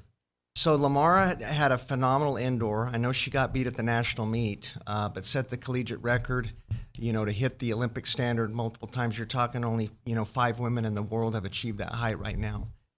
We had a little bit of a transition. As a coach, you're always thinking, okay, how do I make this even better? We tried working with her approach a little bit. It did not work, so we've gone back to the same approach that we were working on the indoor, because you're looking for that extra edge. For her, I know she's going to line up and give her very best at these next 3 meets that we have when we talk about the championship time. But, she has a wonderful opportunity, maybe once-in-a-lifetime opportunity in Paris, the first week of August. She's got to get through the Olympic qualifying round, but, you get to the Olympic final, she has a very good chance to medal, and not only just get a medal, but get the ultimate medal, and that would be gold. Talk to me about Carter Bajois. Carter, love the guy to death. Again, he's a phenomenal teammate, not just for the rest of the team, but even for somebody like Lamara, and, the two go hand in hand, because when you have people performing at a high level, not only are they helping each other out, but they want a part of that success. Carter's another guy that we revamped his approach from the indoor to the outdoor, And it clicked right away because that's when he jumped 2 meters 25, which is 7'4.5". Right. Did I ever think that he was going to jump that high? I'd be lying if I said I did, and I don't mean that in a bad way. I mean, I figured he's a 7'2", maybe 7'3" guy, but just took advantage of it, and he's had some other solid meets, and he'll be jumping, like I said, at Texas Tech on Friday night. Well, the national leader in the heptathlon is Tamara Chapman. Talk to us a little bit about Tamara's run. So she's done a great job, and you know, again, great teammate, great training partner is Janya Thomas. Janya's kind of been flying under the radar right now. She was one click away from scoring 61 plus herself. So again, it's the teammates. You know, the coaches, you know, we're the shepherds of the sheep. We're going to give you the blueprint. I feel like we have a very good blueprint that's going to garner success. But you have to have people in the trenches with you every single day. When you're in the weight room, when you're out there on the track, when you're going through the competitions, especially as a combined event athlete. But, you know, I've talked with Tamara now. She's done a great job, you know, year one for us. But here you have the target of, you know, you're the top person now in the NCAA. Right. You know, and how we're going to approach just even the mental piece, because when you're doing 7 different events, something's not always going to go right. And how we're going to respond to those is going to be key for her success as well as for Janya as well. Well, Penn Relays, obviously Coach Henry's gone with them. Get us ready for Texas Tech. So Texas Tech, it'll be good. We were actually supposed to compete on Friday, you know, but high winds are coming through out there, so they actually moved it to Friday night late. This will serve as the final tune-up. We go to Texas Tech because we know that we're going to get warm weather versus Philadelphia, more relay prestige. Not that they don't have the field events, but it's, you know, you could be jumping in 55, 60-degree weather, not conducive, not ideal for high marks. And so you don't want to be riding that type of wave into the SEC championships in 2 weeks when we go down to Florida. So that's why we split up. You know, and then you do still have a few people, because when we go to the conference meet, we can only travel with 30 men and 30 women. Right. And so this is the last opportunity for people on the bubble to prove themselves. You know, can they be part of that 30? And they don't want to get left out when you're seeing, like you mentioned, you know, top rankings and things of that sort. Coach Sategna, great stuff, sir. Thank you so much for joining us. Absolutely. Thank you for having me. Let's do it again. And thank you to the Brazos Running Company for setting up this interview. All right, we'll come back with a little more track and field on the other side. Schulte Roofy bringing you that one. Right now, we're talking Heritage Films. That is Chance McClain's company. The website is yourheritagefilm.com. Families need to be jumping on this. Tell your family's story. He does these documentaries, these 2-hour documentaries that tell your whole family's story. We did it for my dad, 93 years old. He told this story about escaping Cuba, coming to the United States, meeting my mother, who also left Cuba, starting this family. His education meant nothing from Cuba when he got to this country and had to relearn everything, and he started our family here. And we told that story so my kids could see it, and then later on in life, their kids can do it. A 2-hour documentary that is so awesome, and Chance does the best job out there. He does it for regular people, family stories, family business, family ranches, you name it, Chance is all over it. He also has the Yearflix option, which is a 20-minute Q&A video reserved for the youngers. More of a benchmark video from your freshman year to your sophomore year to your junior year, get your Aggie ring, and then beyond. And Chance has been doing these for a long time. The website, yourheritagefilm.com. yourheritagefilm.com. The phone number for Heritage Films, 713-893-8341, 713-893-8341.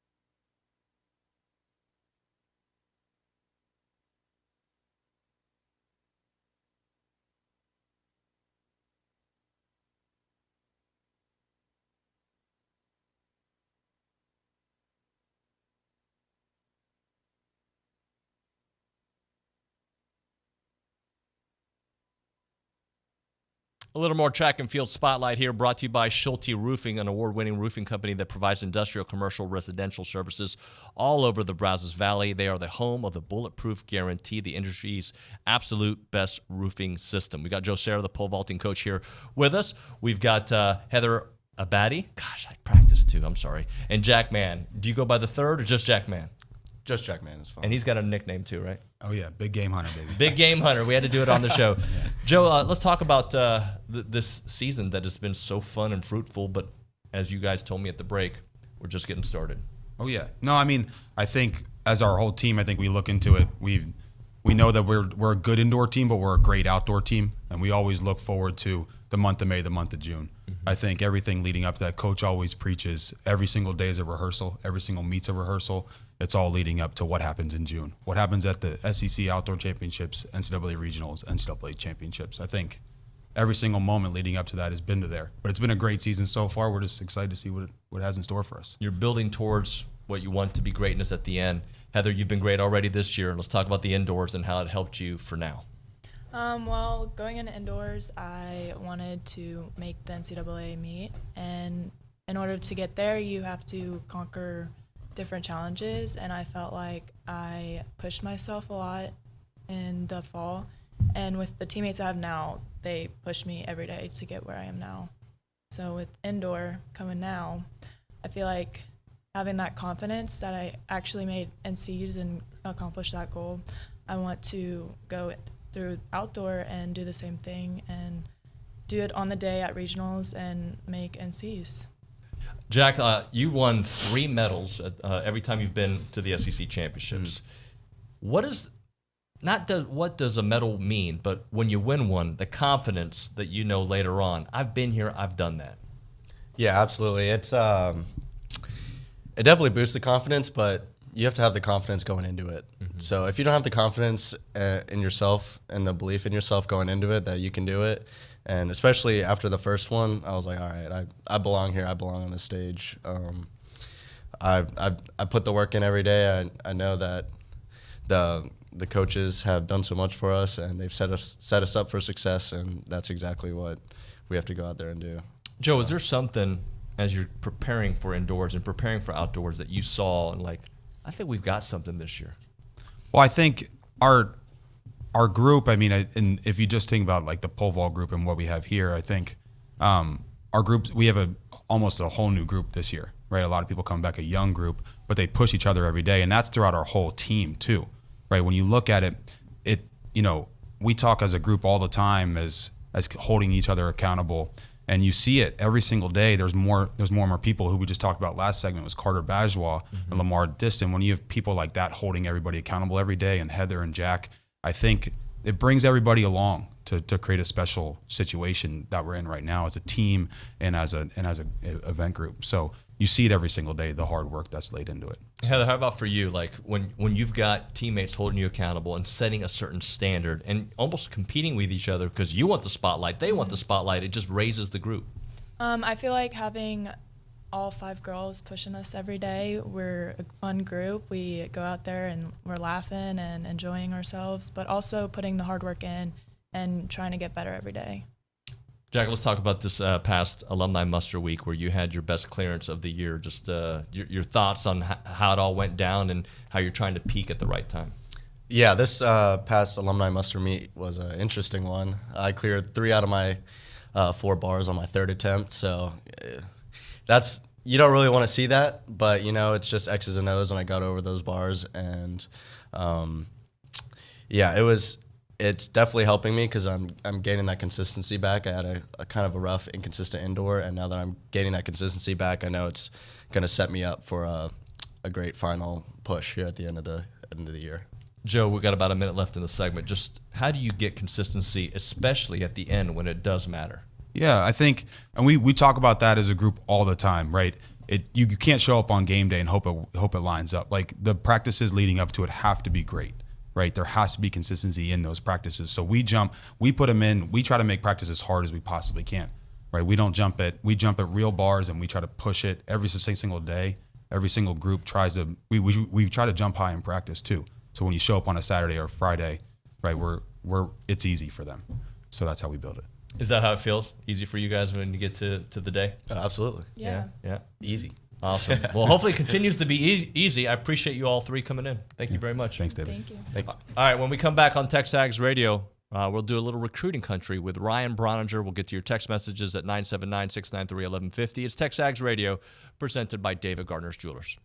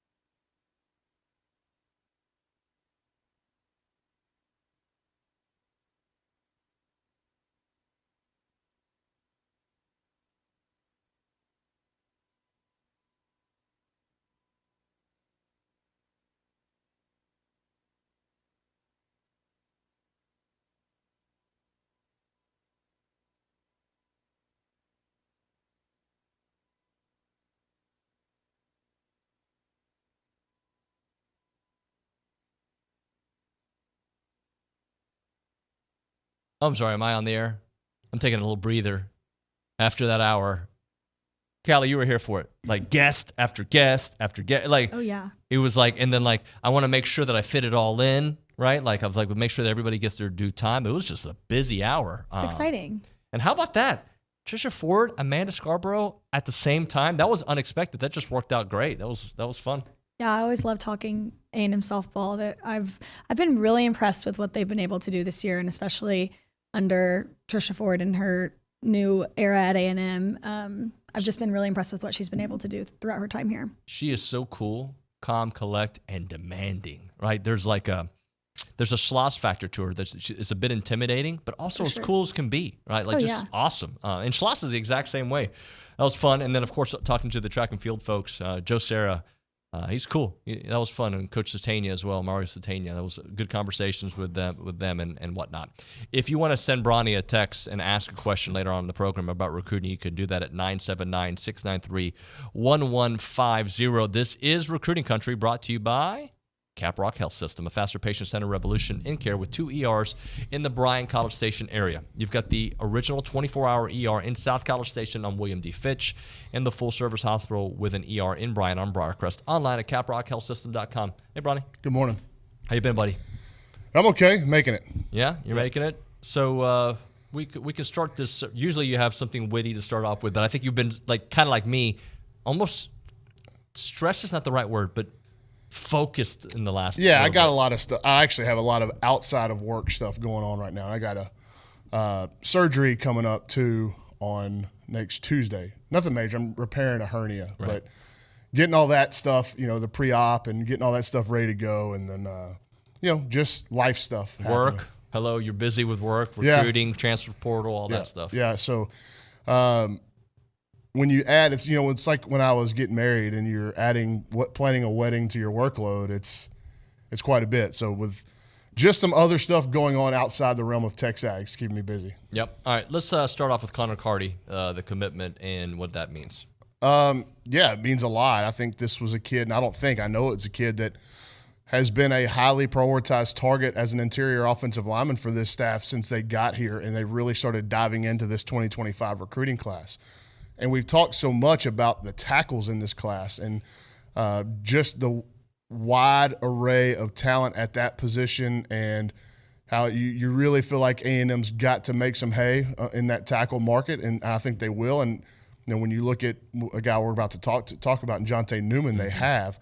But Connor Carty, I think they circled him as like their premier guard prospect in the state of Texas. And when you look at like Marcus Garcia, who's committed, he can play anywhere on the offensive line, and I actually think like they've kind of looked at him as a center prospect down the road. But Carty, and you talk to Jason Howell, like he is as premier of a guard prospect as there is in the state in this class. And it's funny when you look at him, I don't know that you really understand his overall athletic profile just by looking at his stature.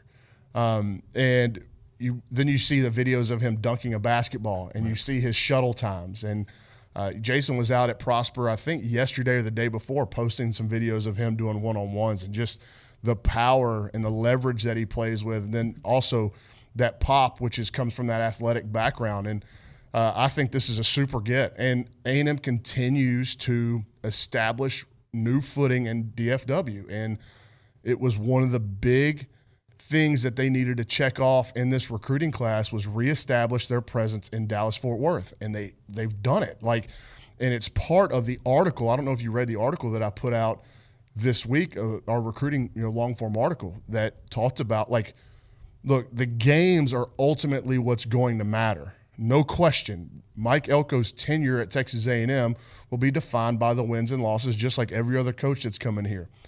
But up to this point, where is his false step? He hasn't had one. Right.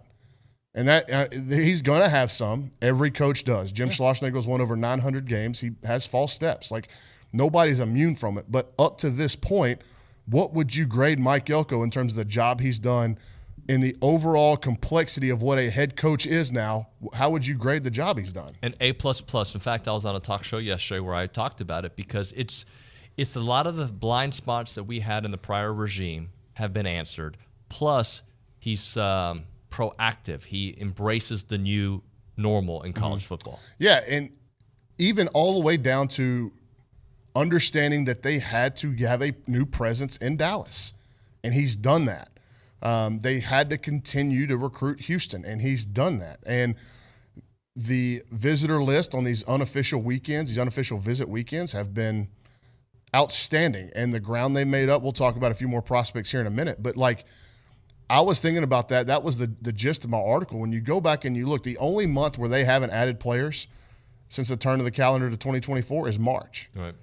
But January, massive amounts of new players. And, oh, by the way, if you were ready to criticize Mike Elko for losing Terry Bussey, because there are a lot of people that had their swords out ready to crucify him if they would have lost Terry Bussey, then you need to, in that same breath, give him that much credit for signing him. Correct? 100%. Nobody did. I don't think enough people did that. We did. I think we talked about it a lot on this show. Did, yeah. But signing Terry Bussey was a massive deal. You signed Robert Bourdon, who was uncommitted. You flipped him from Duke. You signed Ashton Bethel-Roman after flipping him from Arkansas.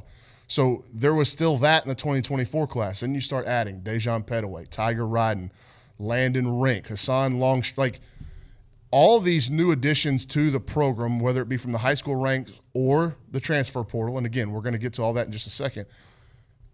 The player acquisition part of the current college athletics model and the current landscape of college athletics, I think player and talent acquisition might be at the very, very top of a head coach's responsibilities right now because of how fluid and how much it can come and go.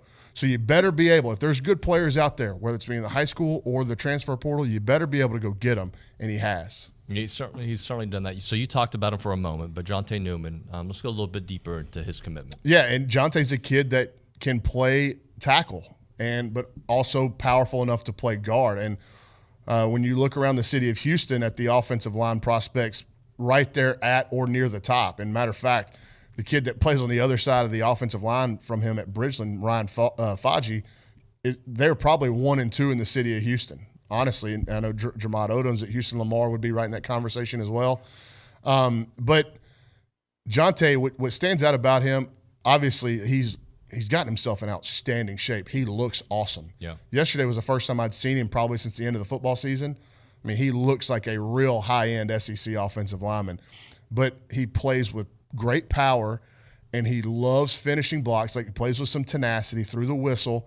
And then I think what gets slept on with Jonte is how light he is and how nimble he is on his feet.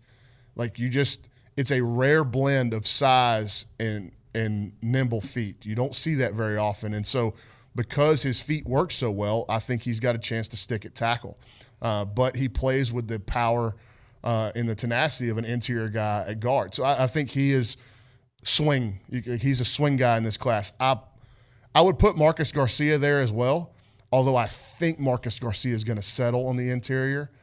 But if you told me that in 3 years Jonte Newman's a starting right tackle at Texas A&M, I'd have no issue with it. Yeah, let's talk Jonah Williams, Galveston ball safety. Well, yeah, Jonah was one of these kids that was in last weekend, and by design, the spring game wasn't a massive visitor weekend. It's just You've been telling us that. Yes, yeah. And but Jonah was one of the massive visitors that did come in, and one of the best overall players in the country, maybe the best overall athlete in the state of Texas in this recruiting cycle. Really has started to get some Major League Baseball draft buzz because of the spring he had on the baseball diamond. Obviously has that background in his family. His brother Nick was drafted out of high school after signing with Texas A&M baseball. What I've just been able to gather since that visit is that A&M made up a ton of ground. Like A&M, I think they were kind of on the peripheral coming into last weekend. And I think maybe even prior to last weekend, but I think the unofficial visit to A&M really accelerated things. So they've gone from the peripheral to right in the middle of the ring, like all eyes on them. I'm not ready to say that they're a leader. I'm not saying that they're for sure getting Jonah, but there's certainly been some more momentum for Texas A&M. And in fact, I think as the things stand right now, and you never know in recruiting, and so you don't ever want to make definitive statements without qualifiers, but as things stand right now, I think that if he was going to stay in the state of Texas, I'm comfortable to say it would be Texas A&M. Now, he may choose to go out of state. Oregon's big time in there. Ohio State's big time in there. Oklahoma's big time in there. LSU as well?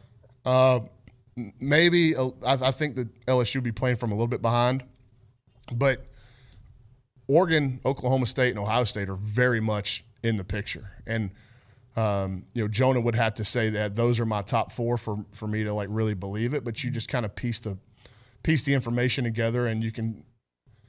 That would be a safe bet that those are probably one of the 4 landing schools is among those. So, and also here's this: what helps A&M's pitch with Jonah Williams.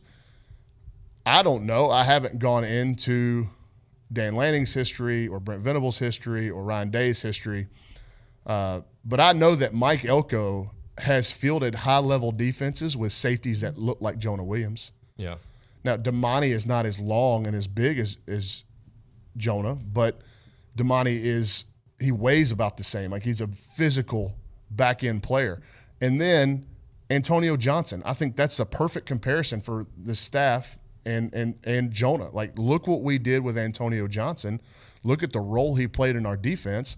Now was one of the best young players in the AFC last year on the defensive side. And I think they've got that to sell.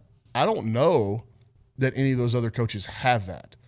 So if they're saying that because there's a lot of talk about Jonah spinning down the linebacker. Well, Mike Elko can say, well, I'll show you in my defenses that I'm not spinning Damani Richardson down the linebacker or Antonio Johnson down the linebacker. They play safety for me.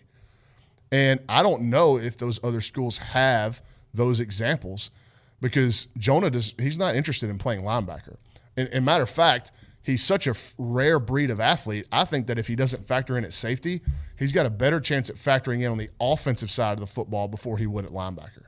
Well, let me ask you this. This is more theoretical depending on coach, but with this era of transfer portal, if a player wants to be a safety, he can be a safety. He'll just go somewhere else. Right, yeah. And you just don't want underlying tones in your recruiting message that would indicate that you're going to move him. Right. And I don't have I have no intel that suggests A&M has done that at all. I think they've strictly talked to him about playing safety. And I think if there were other conversations to be had about his position at the next level, it would be on the offensive side, not at linebacker. Spring game overall, not supposed to be big and splashy. They were able to get Jonah by. Who else came by? Well, Noah McHale was in, California linebacker, and I think that's one to watch in terms of A&M momentum. And the Aggies have done really a nice job with their linebacker targets outside of the state of Texas. They landed Kelvion. That was a big one for them in Dallas. But you're looking at Noah McHale and Mason Posa, Mason out of Albuquerque, New Mexico. I think A&M's in an outstanding spot. Now, both of them have other visits planned across the country. I think Noah McHale's are actually on the West Coast, maybe USC and Oregon. He's got official set there. He's also got an official set with Texas A&M. But I really like the Aggies' chances there right now. Now, those official visits at USC and Oregon can undo some things. And, Oregon does a fantastic job on their visits. Like, they roll out the red carpet. That's Marshall Malco, who was at A&M with Dan Lanning. And so they've got some real recruiting buzz. So anytime a kid from the West Coast goes up there that you really want, you're kind of sweating that thing out. But, I would think that A&M going into the summer has as good of a chance as anybody with Noah McHale. DJ Sanders? Yeah, well, DJ wasn't here. DJ went to Texas last weekend for their spring game. But, and there were some people asking, what does that do for A&M's chances? And I've said it almost enough for everybody knows what's about to come out of my mouth here with DJ, but he just doesn't give much away. Very quiet kid by nature, plays things very close to the vest. Great kid, fantastic kid. But that's just kind of the way he's wired, is to be a little bit kept to himself and a little bit quieter. No big deal. But after checking around this week, I still really, really like where A&M's at, even after that trip to Austin. And I wonder, I don't know if this is true, but I wonder if a kid from Belleville has trouble going to a big city like Austin and looking at everything and ingesting everything. Maybe it can be overwhelming. Whereas College Station, closer to home, and also feels more small townish. Yeah. Well, you mentioned Oregon a moment ago. It got me thinking, how similar or different does A&M go about their business now compared to the way Oregon and how they used to do it here? Well, I'm guessing you're asking about the difference between the current recruiting administration and then what was here with Jimbo and Marshall Malco before he left. It's really tough to accurately define that, and it's like completely, because there's still just not enough left on there's still too much left on the table for Elko and this staff to show. Marshall and his group here, by the time that 2022 group came around, they had sunk 3 years into that class. Right. And for Elko, we're just now, and it's a completely different world that he's living in, even from 3 years ago, right, in terms of player acquisition. So what you can say about Elko's processes is what has been consistent since he's been here. Organized, thorough, efficient. Like the communication that when we talk to players, coaches, parents, trainers, they all talk about this coach is calling me on this day at this time. It's like consistent. The messaging is consistent. When they come here, their visits are very well ironed out. You're going to meet with Coach Elko at this time. And there may be some give and take, but it's pretty much right, like itemized, right on the itinerary, and you're kind of sticking to it. Whereas I know for a fact some of A&M's recruiting rivals, kids have waited hours to talk to the head coach where their schedule's completely off by more than 120 minutes. So, and that can be problematic, because not only for that individual player, but then that word of mouth starts getting around. And if it's getting around to me and Jason, it's getting around to everybody. Yeah, no doubt about that. You want to talk portal on the other side, or? We can, sure. Let's do portal on the other side. Let's talk a little Aggie baseball as well. Okay. All right. Now, right now, we're talking Hush and Whisper. Great place, guys. If you haven't been to downtown Bryan, hung out there, you're going to love it. It is an innovative distillery and cocktail lounge founded to defy convention and distill true grain-to-glass spirits out there. They're in the Verisco building in downtown Bryan, where I started my radio career years ago, 20-plus years ago. And there are spirits that are milled, fermented, distilled, and bottled right here in the Brazos Valley in Bryan, Texas. White whiskey, the original vodka, the original gin out there. And they're only sourcing the finest ingredients. I'm telling you, though, like, you want to go and do these tours when you can go there and like just learn about the process, regardless if you're into whiskey or not. Like, I don't drink. My wife will have the whiskey for us. But when you go there and you see the process, you're going to be blown away. It's cool. It's like art in a way. Like, you've really got to see what goes into it. And they use corn from a local farmer to make their spirits, and stripped of all the sugars, given back to the same farmer that feeds his cows. It's a full circle here and locally done the right way. They have these tastings to learn more about the nuances of flavors. I learned right away. You can kind of smell it. These are not spirits for shooting, but truly appreciating and enjoying. And when you go there, you're going to have a blast out there. They are open Thursday through Saturday, 11 a.m. to 11 p.m., 219 North Main Street. It's a great place to go for a game weekend, Aggie baseball weekend, right before, right after. Go check it out. I'm telling you, if you got visitors from out of town, they're going to want to hang out there. It is just a cool vibe out there. It is Hush and Whisper, the website, hushandwhisper.com.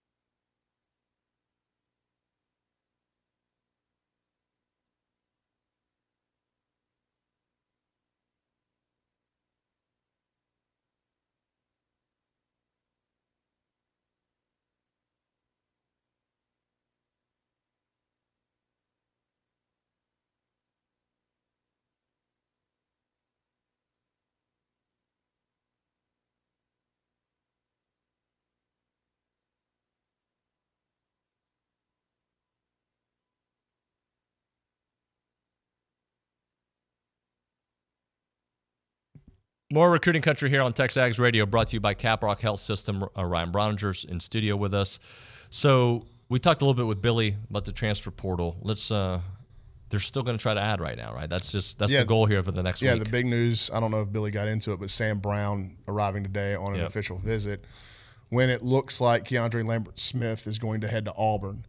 At least all indications are pointing that direction. Yeah. It's Sam Brown, but it only ratchets up the must-get factor for Sam Brown even more now if you're going to lose out on Lambert-Smith. And when you look at what he's done in his career at U of H, it's hard to ignore and hard to not go, if A&M lands this kid, he is an immediate impact player. In a wide receiver core that I think A, needs some help in terms of depth, but B, also needs another down the field, big play, catch and run threat. Yeah. You know what I'm saying? So this would be massive if they're able to, and it's an official visit. So he's going to have 48 hours and they're going to roll out the red carpet for him. And it would be a massive get for Texas A&M if they're able to land him. And you just wonder about, he's not originally from Texas. I think he's from Georgia. He started his career at West Virginia.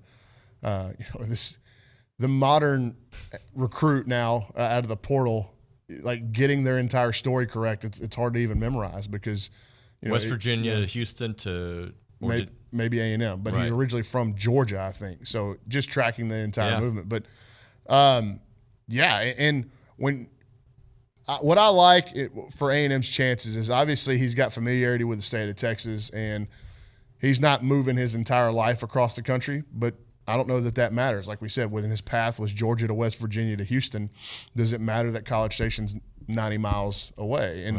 But what I'm excited about, what gives me hope that A&M can get this done, is what they have done so far in the spring transfer portal window. When you look at how quickly things have come about and been shut down in favor of A&M with Josh Elliscar, with Shane Calhoun, with Solomon DeShields, with Coley.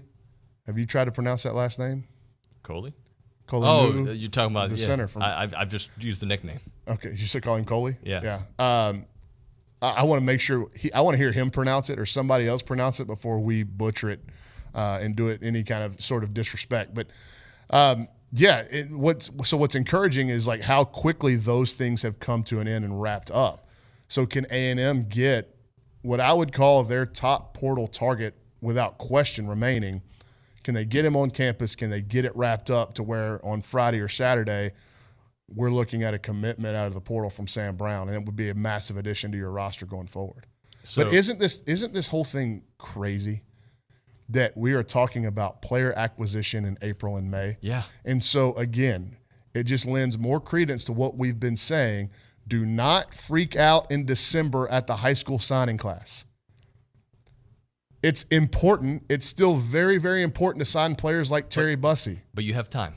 But you have time to right any wrongs that may have happened in the high school recruiting process or any failed evals, right? So if they miss out on Sam Brown, are there other options out there? Elijah Badger is a kid. I haven't done a ton of homework on him, but I think one of the national folks had mentioned his name as a potential A&M target. Okay.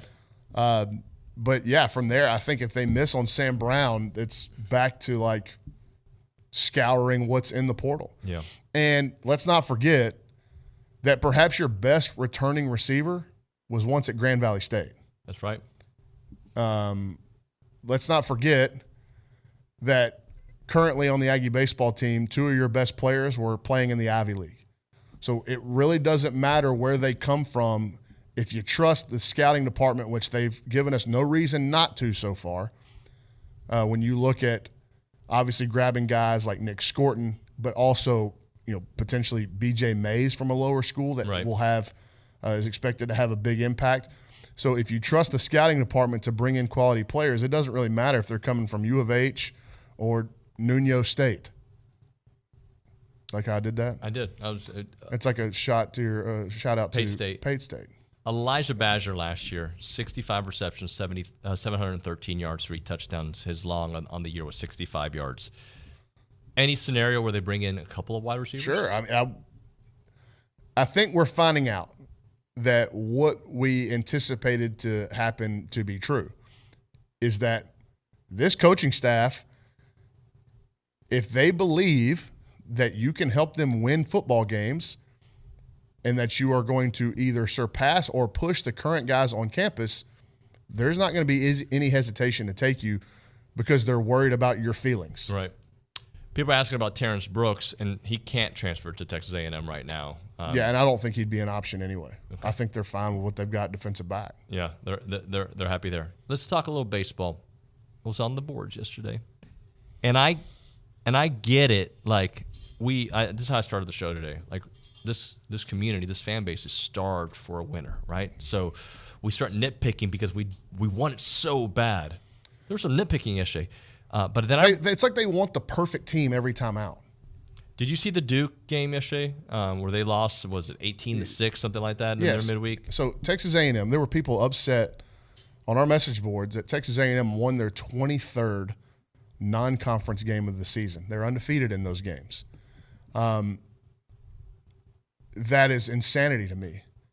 And everybody wants to nitpick, well, the pitching needs to be better. I think, and when you look at what's happened with the pitching, I think Alabama, the starting pitching, especially on game 1 and game 2, that is a blip on the radar. Mm-hmm. Now, as Richard, we were talking upstairs, as Richard said, that can turn into trends, but right now it's not a trend.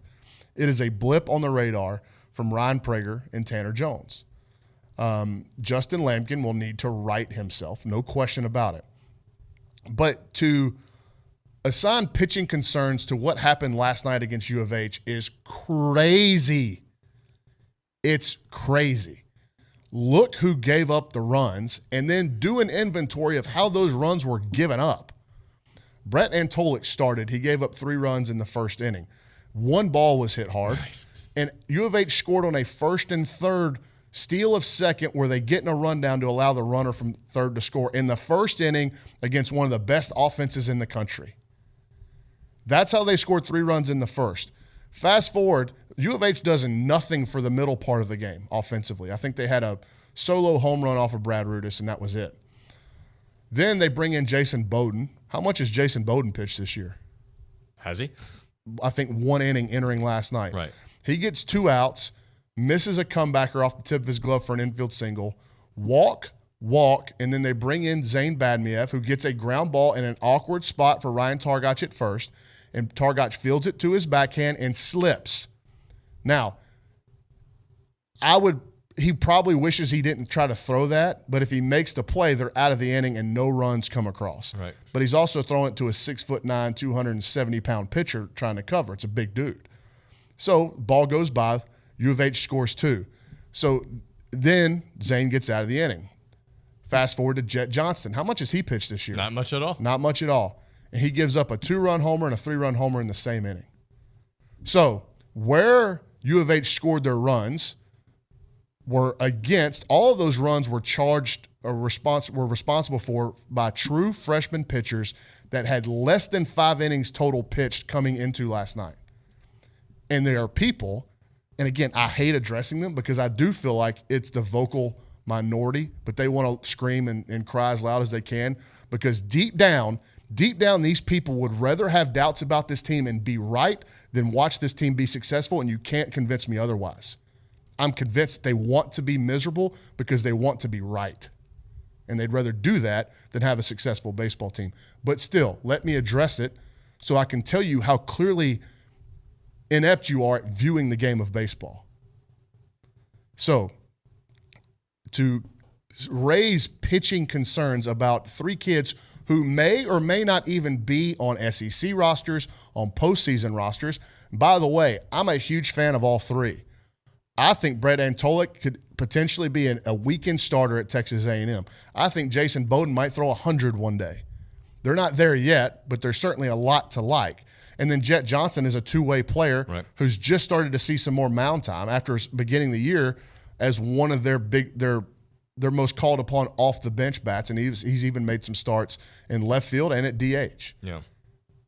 But to assign a pitching staff concern to what happened last night, because I think that what people were trying to do was ball it into what happened in Tuscaloosa. Right. When Schloss was like, that was a bad matchup for us. And by the way, they still almost swept the series.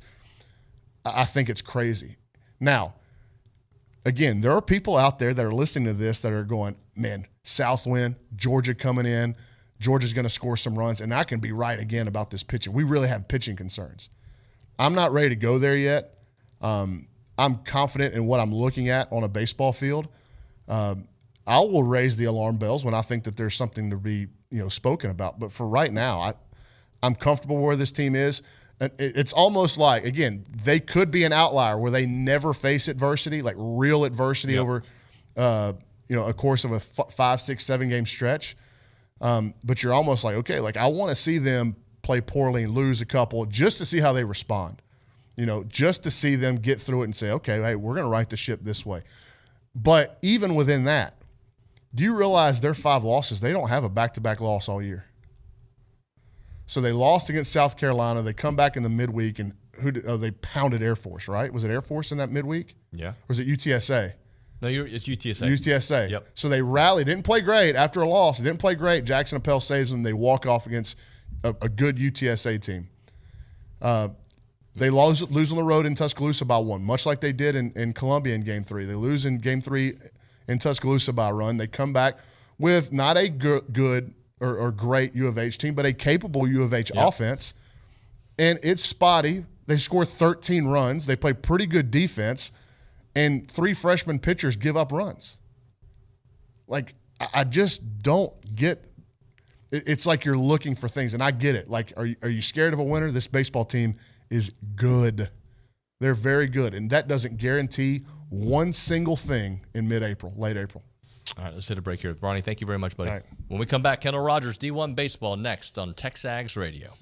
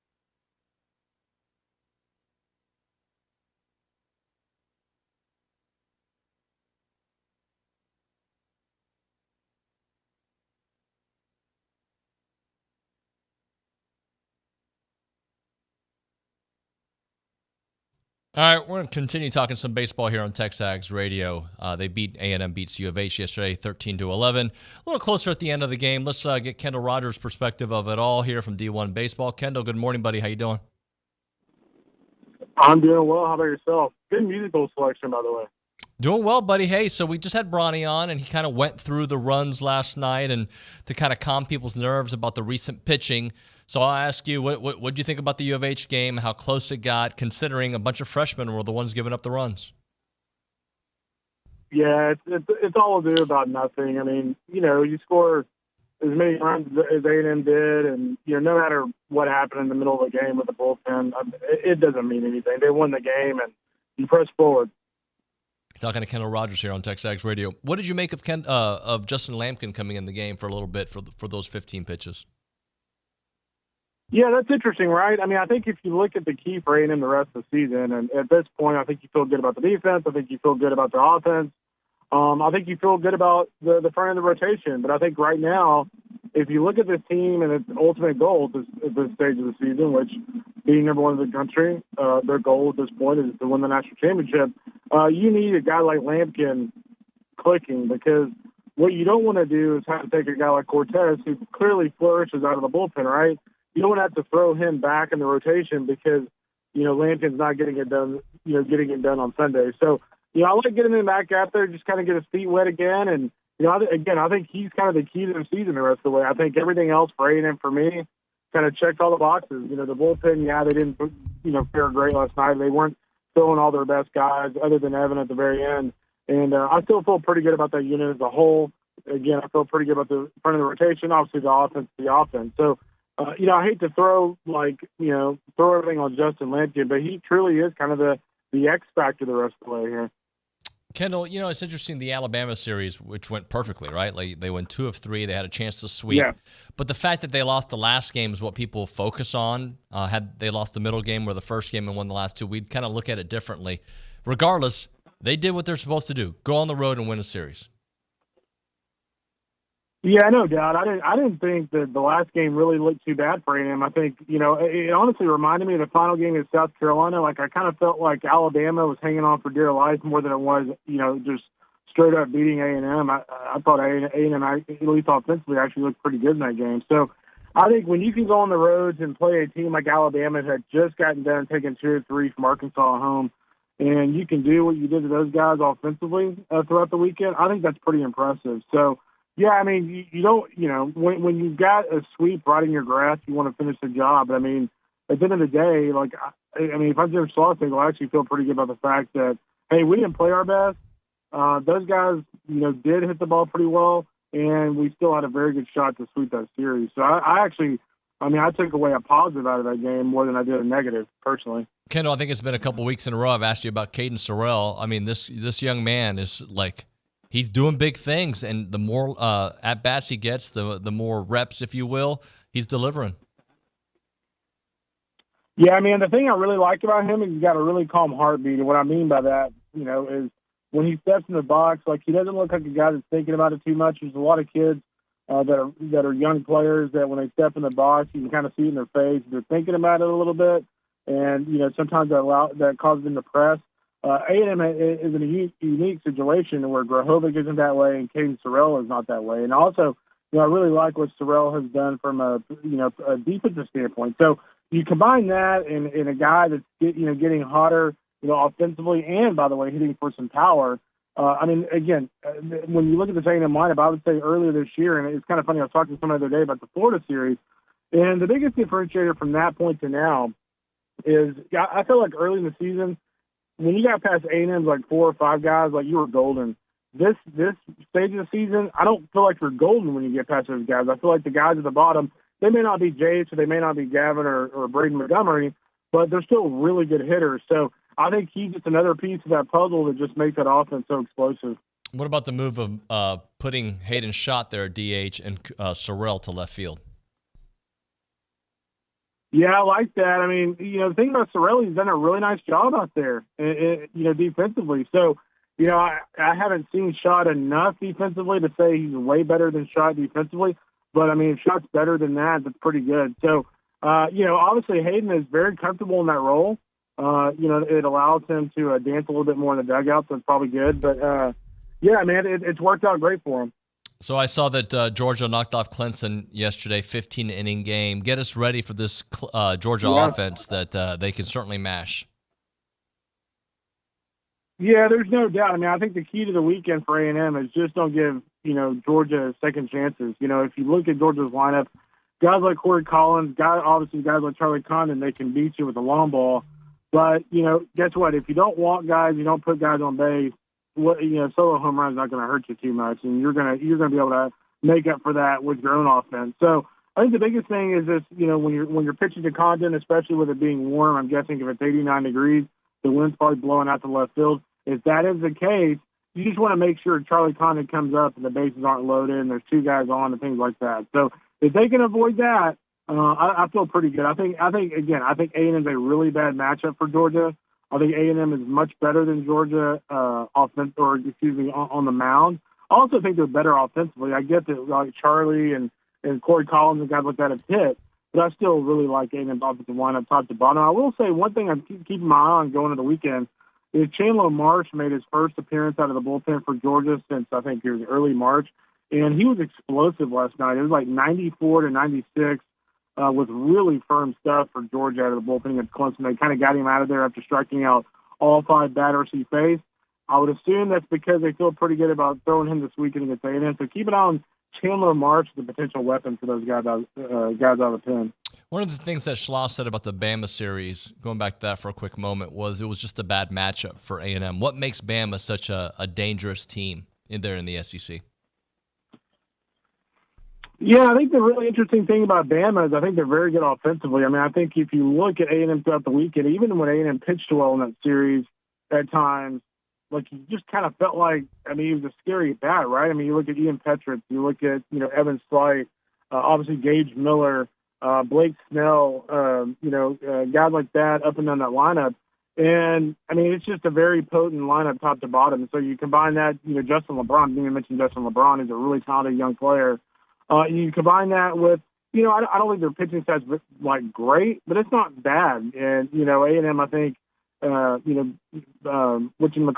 Hess, was really good in the first inning at A&M. And then after that, A&M was able to get to him a little bit. They obviously hit a line drive off his foot. He came out of the game. But, I mean, I don't think they quite have the pieces pitching-wise to make a run to Omaha. I'll tell you what, man, they're really dangerous offensively. There is not an easy and bad in that lineup, in my opinion. Hey, what happened to Duke last night? Yeah, it's a good one. I mean, Campbell is a good team. If you look at Campbell's RPI, you would think, like, oh, they must not be very good. But, Justin Harris did a really nice job, if you remember, speaking of Georgia. He was a finalist for that job. Actually, he would have been the head coach there, but some things fell through the last second, so he stayed at Campbell. But, when you look at Campbell, they've got 2 of the best hitters in college baseball, Lawson Harrell and Grant Knipp. We actually wrote a Golden Spikes feature on Grant Knipp this week. But those 2 guys, man, they are big-time power hitters. And when they get rolling, it's pretty dangerous. So they just kind of ran in that buzzsaw a little bit, but Duke's still a pretty good team. When you evaluate the schedules that are left, and I don't know how much of it you've done, but you look at what Tennessee's got left, what A&M's got left, what Arkansas's got left, who do you think's got the hardest path to finish the regular season? Yeah, I mean, I would probably say Arkansas just because it does include a road series against A&M. They also get Florida this week. I think it's this weekend they play Florida. In Florida, I mean, again, temper expectations, right? But like Florida did actually finally look really good in the midweek game, so maybe there's a little bit of urgency there from the Gators. So I do think anytime you at least play a team as talented as Florida, that's going to be difficult. And then going to A&M. So I mean, going back to A&M, I like the remaining schedule. I mean, I think they'll win a series against Ole Miss. I think LSU, even though LSU is desperate, I think A&M is way better on the mound than LSU is right now. I also just think they're a much better offense. So I like that matchup for A&M. And, of course, anytime you can get Arkansas at home, you're in good shape. But I'll say this. It's interesting when you look at the top 8 seeds, and we'll have our latest projections out later today. But when you look at the top 8 seeds, like I really feel like if A&M wins that series this weekend, and frankly the same kind of goes for Tennessee, Kentucky, et cetera, those 4 SEC teams at the top. If A&M wins that series this weekend against Georgia, I mean, they're going to have to work their way out of a top 8. Like at this point, they would be in a very, very good shot for a top 8. And it'd be more of them having to work themselves out of one than someone taking a top 8 for them. So I think that makes this weekend even bigger because I think that kind of solidifies the top 8 going to postseason, which is kind of crazy to say when we're not even in the month of May. But I mean, that's just kind of the way things are shaping up in college baseball right now. By the way, I'm looking at Kentucky. They're at South Carolina this weekend. Then they host Arkansas. They still have Florida, and they still have Vandy on their schedule. So they may not be a lock for that. They're going to earn it. Seed. If they win the SEC, they're going to earn it. No doubt about that. Hey, so some closing thoughts here on the Georgia series. You like where A&M's trending. Just got to be careful, I guess, on how they pitch to that potent lineup. Yeah, I think that's the biggest thing for me. I think A&M's going to score runs again. I mean, what you hope is that conventional wisdom would suggest that A&M's probably going to score 6 to 9 to 10 runs a game. And with that, if Condon's going to hit a bomb off of you with bases empty, go for it. But first pass is going to kind of be the name of the game this weekend. If A&M can eliminate that, I don't see how Georgia wins that series this weekend. Kendall, great stuff, man. Thanks so much, buddy. Thanks. Appreciate it, David. Be good, bud. See you, man. Kendall Rogers there, D1 Baseball, breaking it down. Right now, the future of medicine is here. QC Kinetics. You got pain anywhere? Get it taken care of, guys. They can take care of you, and they do it with a needle, not a knife. That's what they do. They are the nation's leader in the most exciting revolution in pain management, and we've seen in decades. It's called regenerative medicine. So if you're tired of just not being able to do what you love to do outdoors, indoors, move around freely, achy joints, or you got some joint pain that's keeping you doing that, you need to call QC Kinetics right now. Surgery, steroids, drugs, those are not your best options anymore, right? There are other options, and that option for you should be regenerative medicine at QC Kinetics that is transforming lives with innovative treatments that deliver lasting results. We're talking natural biologics using your own body's power to repair and restore that damaged tissue. And I've been telling you this for a while. They've got the main guy doing it. QC Kinetics is under the leadership of National Medical Director Dr. Mitchell Scheinkupp, who is a pioneer in the field with 20 years of clinical work in that. Tons of research, tons of teaching, tons of publishing out there.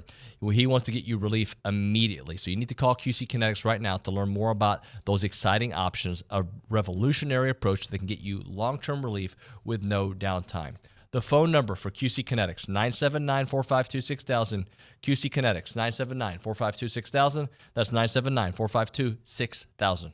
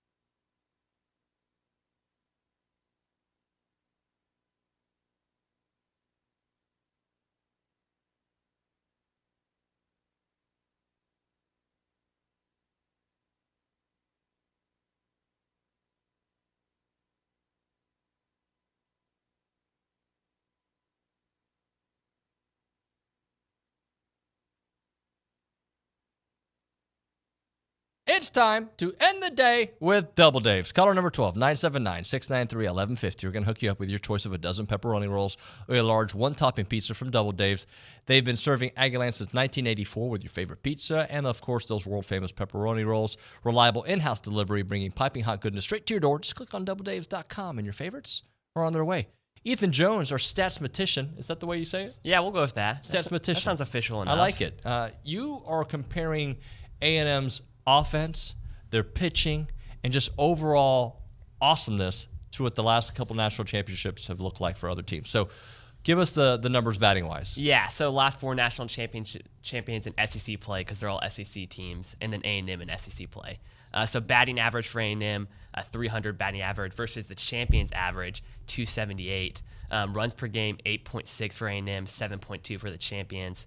We're a great slugging team, 562 slugging percentage versus 470 for the champions.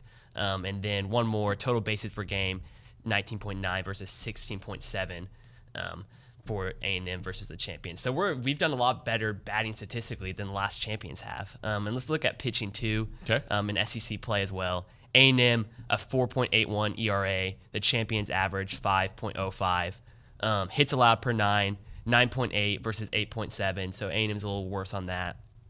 Strikeouts per 9, pretty similar, 10.0 for A&M, 10.7 for the champions. Opponent batting average, 2.74 for A&M, and the champions average is at 2.50. I think they're really similar. They're really similar. That's what I've seen is like we're on pace, the same pace as the rest of the champions were. And all right, this is a tease. On the rewind, he's going to tell us the win-loss comparison between A&M and the last 4 national champions. Last 4. All right, good stuff there, Ethan. Appreciate you very much. Yes, sir. That's going to do it for TexAgs Radio here on Wednesday. Almost said the wrong day again, but it's Wednesday. Thank you to Billy Liucci, Olin Buchanan, our 9 o'clock hour with all the coaches, track and field, Trisha Ford, Amanda Scarborough. That was phenomenal. Good stuff there. Bronny for Recruiting Country, and, of course, Kendall Rogers and this young man, Ethan Jones. That's going to do it. We'll see you mañana.